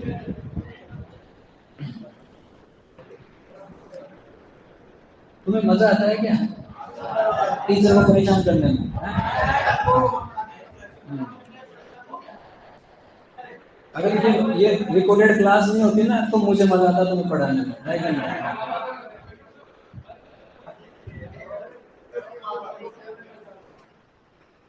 तुम मिलना बाहर, बहुत बोलता है। चलो आगे चलते हैं, हो गया ना? चलो, ये है अभी एसबीआई। कुछ भी याद नहीं, इसमें जो है आपका मतलब क्या याद रखना है। स्टेट बैंक ऑफ इंडिया सबसे पहले अपने देश के अंदर एक ही बैंक था, bank of Hindustan. Bank of Hindustan 1780 के अंदर, है ना, एक बैंक था। उसकी बैंक के बारे में बात नहीं कर रहे हैं हम, एसबीआई का इवोल्यूशन कैसे कैसे हुआ उसके बारे में बात करें। यही चीज आपको याद रखनी है। सबसे पहले 1809 के अंदर सबसे पहले बैंक बना, बैंक ऑफ बंगाल। कौन सा? Bank of Bengal. इसमें ब्रिटिश राज था, ब्रिटिश राज था, तो वहां पे सबसे पहले बना है। उसके बाद में बैंक ऑफ बॉम्बे बना है ना। मुंबई तो अब नाम है, पहले बॉम्बे कहते थे, है ना, बम्बई कहते थे पहले। तो उसके बाद बैंक ऑफ बॉम्बे बना 1840 में, फिर बैंक ऑफ मद्रास 1843 में। इन तीनों बैंकों को 1921 के अंदर मर्ज करके एक नाम दे दिया गया, जिसको हमने क्या कहा, empirical bank of India. Empirical bank of India ये नाम दे दिया गया। इसी का ही नाम जो है 1 जुलाई 1955 को रीनेम कर दिया और क्या रख दिया, स्टेट बैंक ऑफ इंडिया, जो आज की तारीख में है। ठीक है, इसका जो हेड क्वार्टर है वो कहाँ पे है, मुंबई में है। और अभी प्रेजेंट में जो उसका जो चेयरमैन है एसबीआई का, वो है चल्ला श्रीनिवासलू शेट्टी, है ना, ये है बस। अरे क्या, लिख लो, हाँ, जो वही लिख लो, सेट्टी, सेट्टी, सुनील शेट्टी, है ना? हाँ, सुनील शेट्टी, श्रीनिवासलू शेट्टी, है ना, लिख लो। अरे वहां सुनील शेट्टी नहीं आएगा, वो तो याद करने का बता रहा हूँ कि एसबीआई का अगर पूछ ली मान लो गलती से, वैसे तो पूछेंगे नहीं, फिर भी ध्यान होना चाहिए। शेट्टी, हाँ, शिल्पा शेट्टी याद आएगी तेरे को तो। शिल्पा शेट्टी। फटाफट लिखो। उसके बाद में आरबीआई स्टार्ट करते हैं, आरबीआई।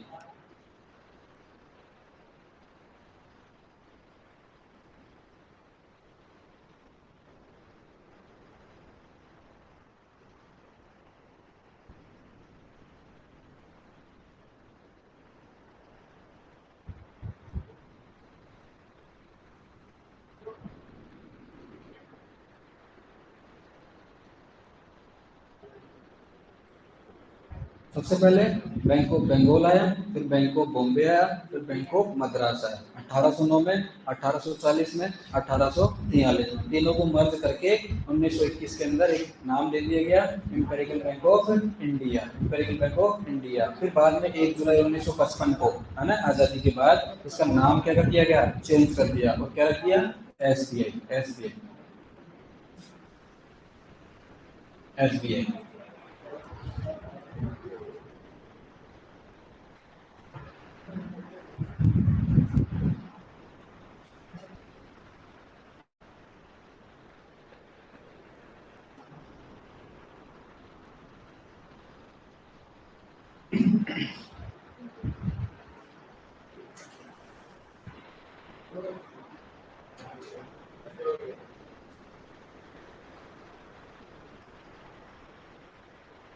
हो गया। अब इसके बाद पढ़ेंगे reserve Bank of India, RBI, reserve Bank of India. वहां से क्वेश्चन आने के चांसेस 100% है, 100%, है ना।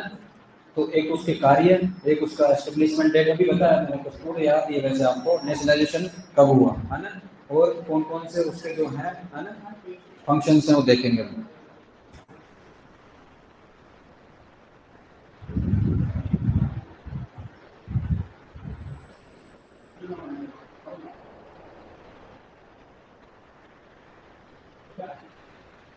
चले, लिखो तुम फटाफट लिखो।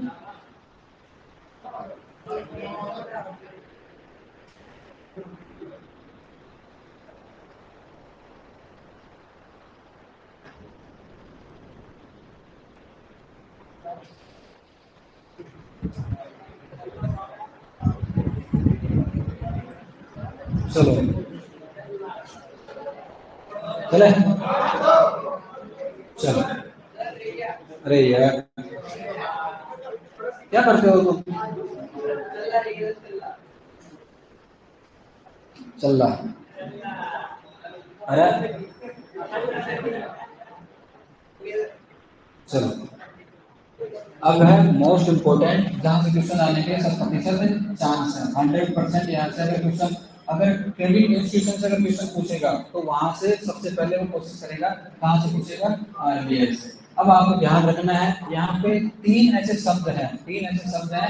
एक तो है आर आर बी ए, एक है आर बी ए, एक है आर बी आई, एक है आर आर बी। ये तीन टर्मिनोलॉजी है, तीनों के फुल फॉर्म एग्जाम में पूछ सकते हैं। तो क्या क्या है, रिस्क बियरिंग एबिलिटी, जो भी हमने पढ़ा है ना, risk bearing ability, third R था, third R risk bearing ability. ये क्या है, रिजर्व बैंक ऑफ इंडिया, भारतीय रिजर्व बैंक, ठीक है।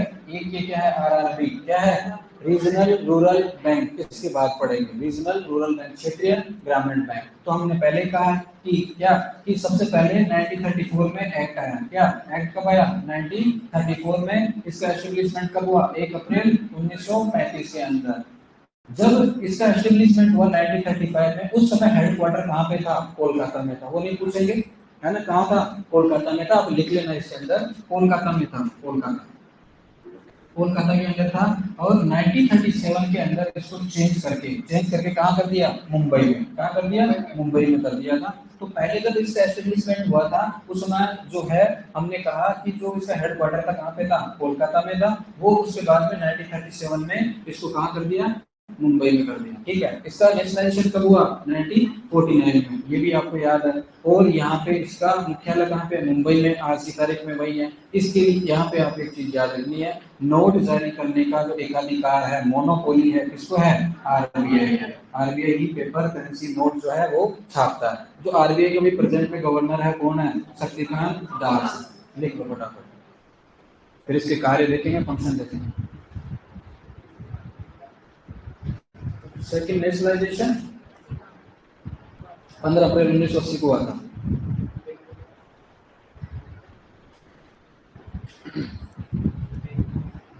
बैंकों के नाम नहीं पूछे, नहीं पूछे। मैं कोई रिटर्न एग्जाम थोड़े कि बैंकों के नाम पे लिखो, नहीं। ये पूछेंगे, हाँ ये पूछेंगे कितने अभी प्रेजेंट में नेशनलाइज बैंक है बाहर।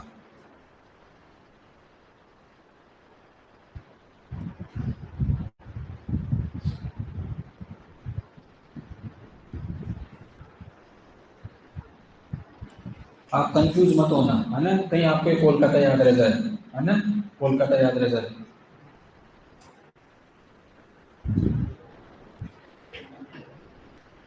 चाहो तो लिखना, मत लिखना नहीं तो अगर कंफ्यूजन हो जाए। आपको ये ध्यान रखना कि अभी प्रेजेंट टाइम में इसका जो हेड क्वार्टर मुख्यालय कहाँ पे है, मुंबई, मुंबई।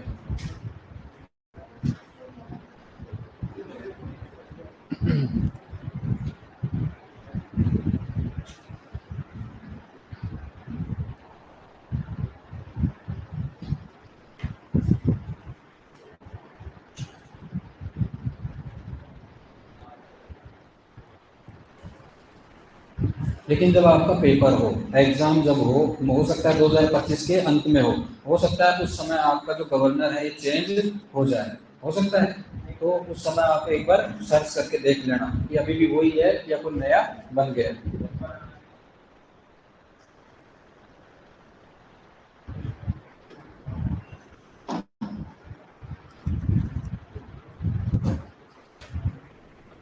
चलते हैं, ये याद रखना, राष्ट्रीयकरण नेशनलाइजेशन 1949 में, आजादी के बाद हुआ है, 1949, 2 साल बाद। और 1935 से लेकर के 1935 से लेकर के 1949 तक ये प्राइवेट बैंक था। क्या था? Private, private bank, private. लेकिन ये सभी बैंकों को क्या करता था? कंट्रोल रखता था, है ना, कंट्रोल। अभी पढ़ते हैं, देखेंगे, अभी चले आगे।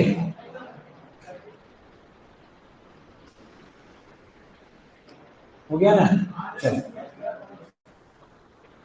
अब इसके जो कार्य हैं ये आपको सारे याद रखना है, सारे याद रखना है, सारे के सारे इंपॉर्टेंट है कार्य इसके, बहुत ज्यादा इंपॉर्टेंट है बिल्कुल सिंपल। क्या है? बिल्कुल सिंपल है। देखो अरे उतार दो, बाल उतार दो, इधर देखो।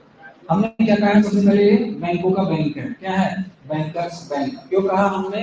क्योंकि हमने पहले भी काफी सारी जो अलग अलग रेट्स की वो हमने डिस्कस करी थी। क्या? एक तो हमने रेपो रेट बताई थी, एक रेपो रेट, एक reverse repo rate, reverse repo rate, एक सीआरआर, केस रिजर्व रेशो, एक एसएलआर, स्टैट्यूटरी लिक्विडिटी रेशो, एक हमने बताया था बेस रेट। क्या? Base rate. एक हमने बताया था prime lending rate, prime lending rate. एक हमने बताया था बैंक रेट। क्या बताया था? Bank rate. ऐसे बहुत सारी ये अलग अलग जो है रेट है। इसमें हमने कहा था कि जितने भी कमर्शियल बैंक्स हैं, जैसे हमने कहा कि 12 अभी क्या है? नेशनलाइज बैंक है। जब भी इनको पैसों की जरूरत पड़ेगी, कहां से पैसा लेंगे? ये आरबीआई से। क्योंकि आरबीआई ही क्या मोनोपोली रखती है, नोट जो है कौन छापता है? आरबीआई नोट छापता है, और वही जो है इनको क्या करेगा? पैसा देगा। अब ये अलग अलग सिचुएशंस हैं जिनके आधार पे आरबीआई जो है बैंकों को क्या देता है? पैसा देता है। बैंक को क्या देता है? पैसा देता है। अब बात करें, अगर मान लो 2 से 14 दिन के लिए, कितना? 2 to 14 डेज के लिए अगर लोन चाहिए, किसको? किसको? इन बैंकों को, आरबीआई से। तो किस रेट पे देगा? Repo rate. कौन सी रेट है? Repo rate, repo rate, repo rate. अगर मान लो जैसे हमने कहा अभी दिवाली की छुट्टी आने वाली है, दिवाली की छुट्टी आने वाली है, तो बैंकों को भी छुट्टियां होगी, बैंकों की भी क्या होगी? छुट्टियां होगी। तो उस कंडीशन में ये जो बैंक वाले हैं ये कहेंगे कि यार अपने पास में कैश में बहुत सारा पैसा रखा हुआ है। कैश में पैसा कहाँ रखा रहेगा? बैंक के अंदर। अब आज बंद हो गया बैंक, अब 10 दिन बाद खुलेगा या 5 दिन बाद खुलेगा, ये कैश पैसा ऐसे कैसे रखा रहेगा? ये बढ़ेगा थोड़े नहीं। तो अपन ऐसा करते हैं कि ये तो हमारे पास में कैश में पैसा रखा है, इसको अपन कहाँ दे देते हैं? आरबीआई। किसको? आरबीआई। अब आरबीआई कहेगा मुझे तो जरूरत नहीं है, तो ऐसा करना मार्केट में इसको वो कर देना। अब मार्केट में कहाँ से देगा? उसको उसके लिए लोन देना पड़ेगा, और घर घर जाके थोड़े कहेगा कि लोन ले लो। ऐसा नहीं, ऐसा नहीं होगा। तो ये कहेगा कि बात ऐसी है, आप हमें कम ब्याज पे, भले ही आप हमें ब्याज कम दे देना, लेकिन ये पैसा जो है आप हमारा पैसा आप अपने पास रख लो 5 दिन के लिए। तो हम ये कह रहे हैं कि शॉर्ट टर्म के लिए, शॉर्ट टर्म के लिए जब आरबीआई कहाँ से पैसा लेता है? बैंक से। जिस रेट पे लेता है उसको हम क्या कहते हैं? Reverse repo rate, repo rate का रिवर्स, क्या रिवर्स रेपो रेट, मतलब जिस रेट पर बैंक आरबीआई को पैसा देते हैं उस रेट को हम क्या कहते हैं, रिवर्स रेपो रेट। ठीक है, तो ये बात हो गई। तो हमने क्या कहा यहाँ पे, बैंकर्स बैंक की बात करी है, तो बैंक के पास पैसा कहाँ से आएगा, बैंक जो है कहाँ से लेगा, आरबीआई से। तो हमने ये कहा कि जो आरबीआई है वो बैंकों का क्या है, बैंक है। ये और भी है, ये मैंने पहले आपको बता दिया है ना। अगर मान लो बैंक जो है आरबीआई से लंबे समय के लिए अगर पैसा लेता है और जिस रेट पे लेता है उसको अपन क्या कहते हैं, बैंक रेट। क्या कहते हैं, बैंक रेट। लॉन्ग टर्म के लिए, लंबे अवधि के लिए अगर पैसा लेता है उसको अपन क्या कहते हैं, बैंक रेट कहते हैं। और हमको जो किस रेट में मिलता है, बेस रेट या फिर पीएलआर का, प्राइम रेट। ये मैंने पहले बता दिया। और हमने ये भी बताया था कि महंगाई को कैसे कंट्रोल करते हैं, इनके थ्रू हमने पहले बता दिया। अब दूसरा क्या है, बैंकिंग प्रणाली का क्या है, नियामक है, मतलब ये रेगुलेटर है ना, रेगुलेटर है किसका, पूरा बैंकिंग सिस्टम का। तो देश, भारत देश के अंदर जितने भी बैंक्स हैं सबका सुपरविजन करेगा, सबका कंट्रोल करेगा, है ना। जितने भी रूल रेगुलेशंस होंगे वो किसके होंगे, आरबीआई के होंगे, उसके साथ। नकली जो मुद्रा है उसका पता लगाने का काम भी कौन करेगा, आरबीआई। तो डिटेक्शन ऑफ फेक करेंसी, ठीक है। उसके बाद में मुद्रा जारी करना, इश्यू ऑफ करेंसी नोटिस, ठीक है। उसके बाद में विदेशी मुद्रा का जो प्रबंधन है, मैनेजमेंट जो करेगा फॉरेन करेंसी एक्सचेंज का, कौन करेगा, आरबीआई करेगा। ये सारे के सारे फंक्शन इंपॉर्टेंट है, ये आपको ध्यान में रखना है, सारे के सारे, जो कि किसके हैं, केवल और केवल आरबीआई के, आरबीआई आरबीआई। हाँ बस बस, लिख लो फटाफट लिखो। हाँ तो जिसने लिख लिया वो बैठे रहो, बातें मत करो।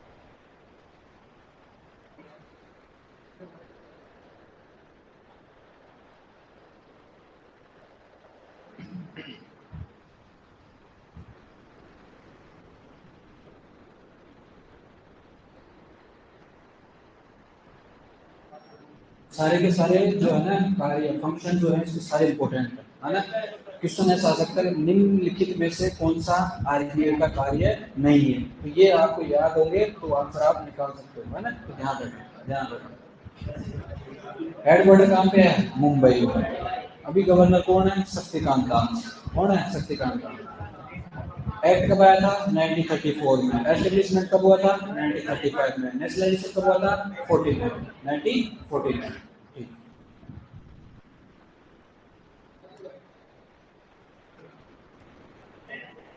चले, चलो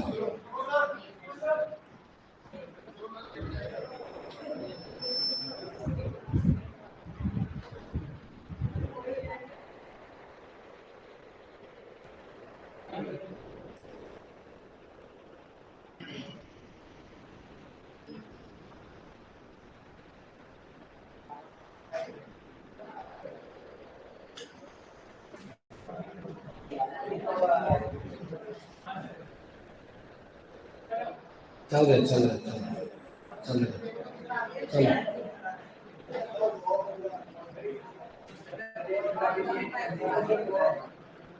बातें नहीं, चलो।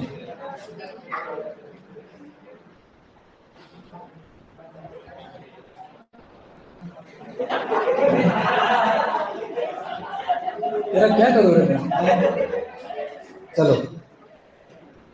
अब है आर आर बी, है ना। आर आर बी क्षेत्रीय ग्रामीण बैंक, क्या है, क्षेत्रीय ग्रामीण बैंक, क्षेत्रीय ग्रामीण बैंक, रीजनल रूरल बैंक, क्षेत्रीय ग्रामीण बैंक। अब भाई इनकी आवश्यकता क्यों पड़ी, भाई आरआरबी की आवश्यकता क्यों पड़ी, तो जब मैंने पहले बताया था, हिस्ट्री से बता रहा था, तब मैंने बताया था, तो मैं उसके बारे में फिर बता देता हूँ कि भाई इसकी जरूरत क्यों पड़ी, आवश्यकता क्यों पड़ी।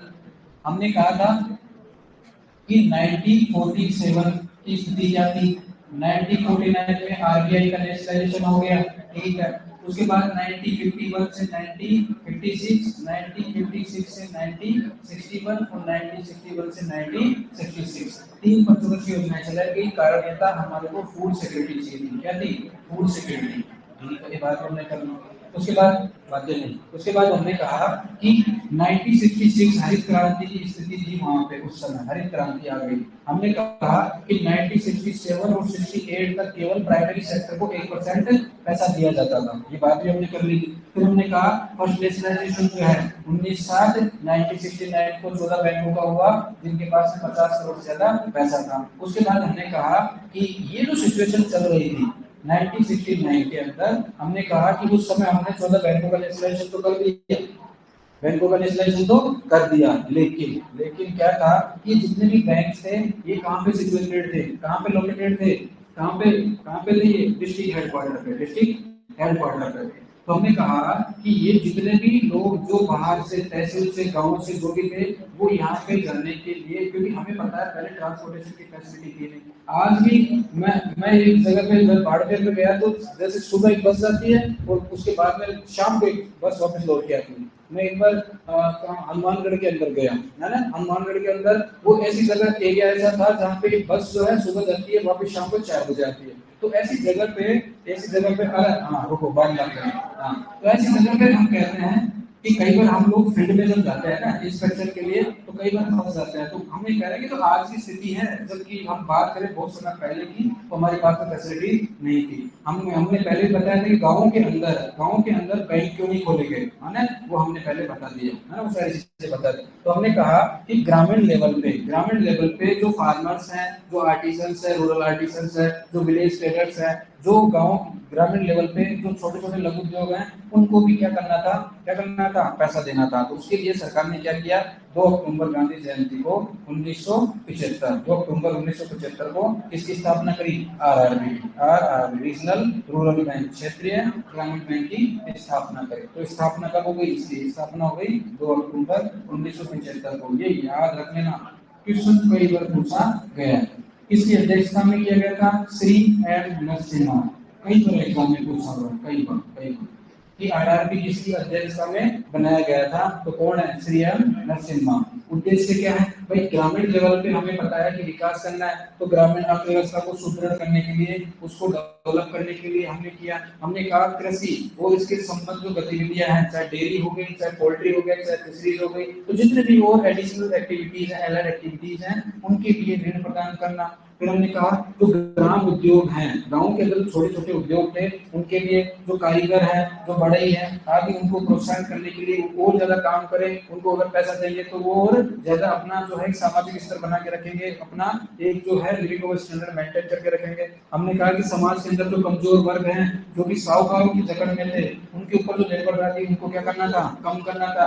ये जो कमजोर वर्ग है ये साहूकार से पैसा न ले, कहां से पैसा ले? आरआरबी से। और हमने जो है ग्रामीण क्षेत्रों के अंदर नई शाखाएं खोलकर पिछड़े और आदिवासी क्षेत्रों में जो है आर्थिक रूप से उनको क्या किया? बेहतर बनाया। तो ये जो पर्पस थे, मेन उद्देश्य थे, किसके थे? आरआरबी।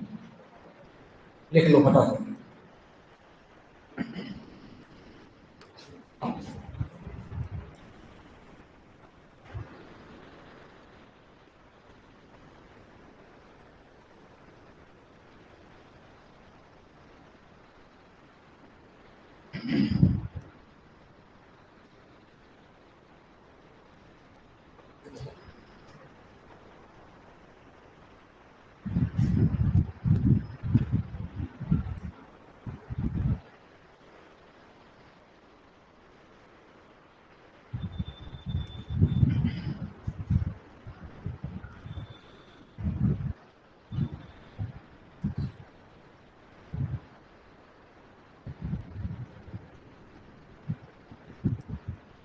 ये दोनों ही बहुत इंपॉर्टेंट है, स्थापना और किसी अध्यक्षता में। यही पूछेगा, यही पूछता है ज्यादातर, यही पूछता है।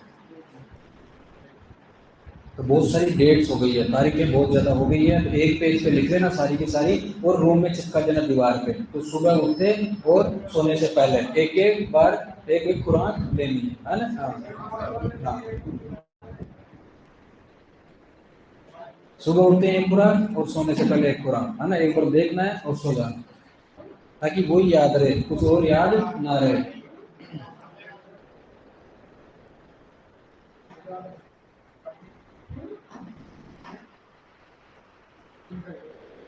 अरे चुप रहा है।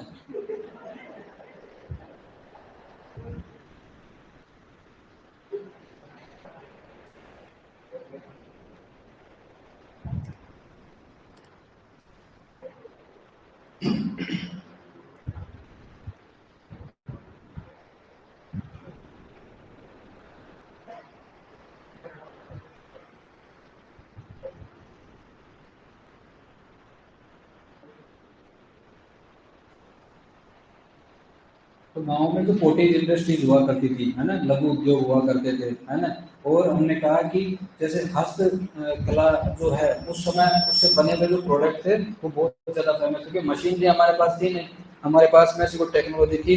तो उस समय जो है उन लोगों को जो है पैसा बहुत जरूरी था, है ना, तो पैसा देने के लिए हमने कहा बैंक तो थे, लेकिन वो बैंक ग्रामीण लेवल पे, है ना, वो नहीं दे रहे थे, है ना, ग्रामीण लेवल पे नहीं दे रहे थे, उनके लिए जो है फिर आरआरबी की स्थापना करी। याद रखना ये दोनों ही इंपॉर्टेंट है, दोनों ही। पूछ रहे एग्जाम पूछे मैं तो। अरे थैंक यू नहीं है, 1 मिनट और बस, इसके आगे एक और है, थोड़ा सा 1 मिनट का काम है। क्या कह रहे हैं? ऐसे नहीं नहीं, ऐसे नहीं कर, चलो हो गया क्या?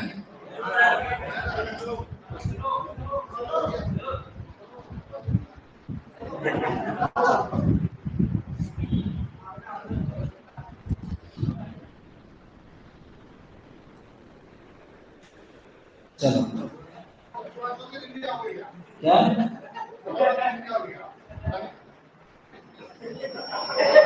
ये तो पढ़ ले पहले तू, ये तो पढ़ ले। ये थोड़ा सा है, ये देखो आपने आप जानते हो, है ना, BRKGB, बड़ौदा राजस्थान क्षेत्रीय ग्रामीण बैंक जो है, ये इसका जो मुख्यालय कहाँ पे है? अजमेर। कहाँ पे है? अजमेर। ये लिख लो, एडिशनल है, एडिशनल है। RMGB, है ना, RMGB राजस्थान मुद्रा ग्रामीण बैंक, राजस्थान मुद्रा ग्रामीण बैंक SBI द्वारा स्पॉन्सर्ड है ना, और ये किसके द्वारा है? बैंक ऑफ बड़ौदा के द्वारा, बैंक ऑफ बड़ौदा के द्वारा जो है स्पॉन्सर्ड है। पैसा जो स्पॉन्सर किसके द्वारा किया गया है? बैंक ऑफ बड़ौदा के द्वारा। RMGB किसके द्वारा किया गया है? SBI। तो जब भी आप इन बैंकों की पासबुक लेके आओगे ना, तो ऊपर लिखा हुआ रहता है स्पॉन्सर्ड बाई SBI, ये sponsored by bank of Baroda. इसका मुख्यालय कहाँ पे है? जोधपुर के अंदर है। और ये बहुत ज्यादा इंपॉर्टेंट है, बहुत ज्यादा इंपॉर्टेंट है कि RBI के पास जो पैसा आता है, जो पूंजी है, उसमें शेयर किस किस का रहता है? केंद्र सरकार का, राज्य सरकार का, और स्पॉन्सर्ड बैंक जो है, जैसे यहाँ SBI है, यहाँ पे बैंक ऑफ बड़ौदा है, तो इनका कितना कितना शेयर है? 15 और 35, 50, 15 और 35, ये पूछा गया, ये पूछा गया, ये आपको याद रखना, ये लिख लो बस। शेयर पूंजी, है ना, किस किस का? जो है सरकार, केंद्र सरकार, राज्य सरकार, और जो स्पॉन्सर्ड बैंक है ना, उनको कितनी कितनी पूंजी यहाँ पे आती है, किसके पास में? RRB के पास में। ये पूछा हुआ एग्जाम में, ध्यान रखना। अब ध्यान रखना, पहले केंद्र सरकार है, फिर राज्य सरकार है, फिर स्पॉन्सर्ड बैंक है। समझ ना, ध्यान, कहीं आप मिक्स मत कर देना, पहले राज्य फिर केंद्र, उस हिसाब से आपको याद रखना है। सरकार 50% किसका? केंद्र सरकार का। राज्य सरकार कितना? केवल 15। स्पॉन्सर्ड बैंक कितना? 35। ये आपको ध्यान रखना बस। अब इसके बाद में है नाबार्ड, कल देखें। तो कौन सा आज खत्म हो जाएगा? अभी वो क्रॉप इंश्योरेंस पढ़ना है, फार्म प्लानिंग पढ़ना है, फार्म बजटिंग पढ़ना है, अभी तो है क्या, कल हो जाएगा। ठीक।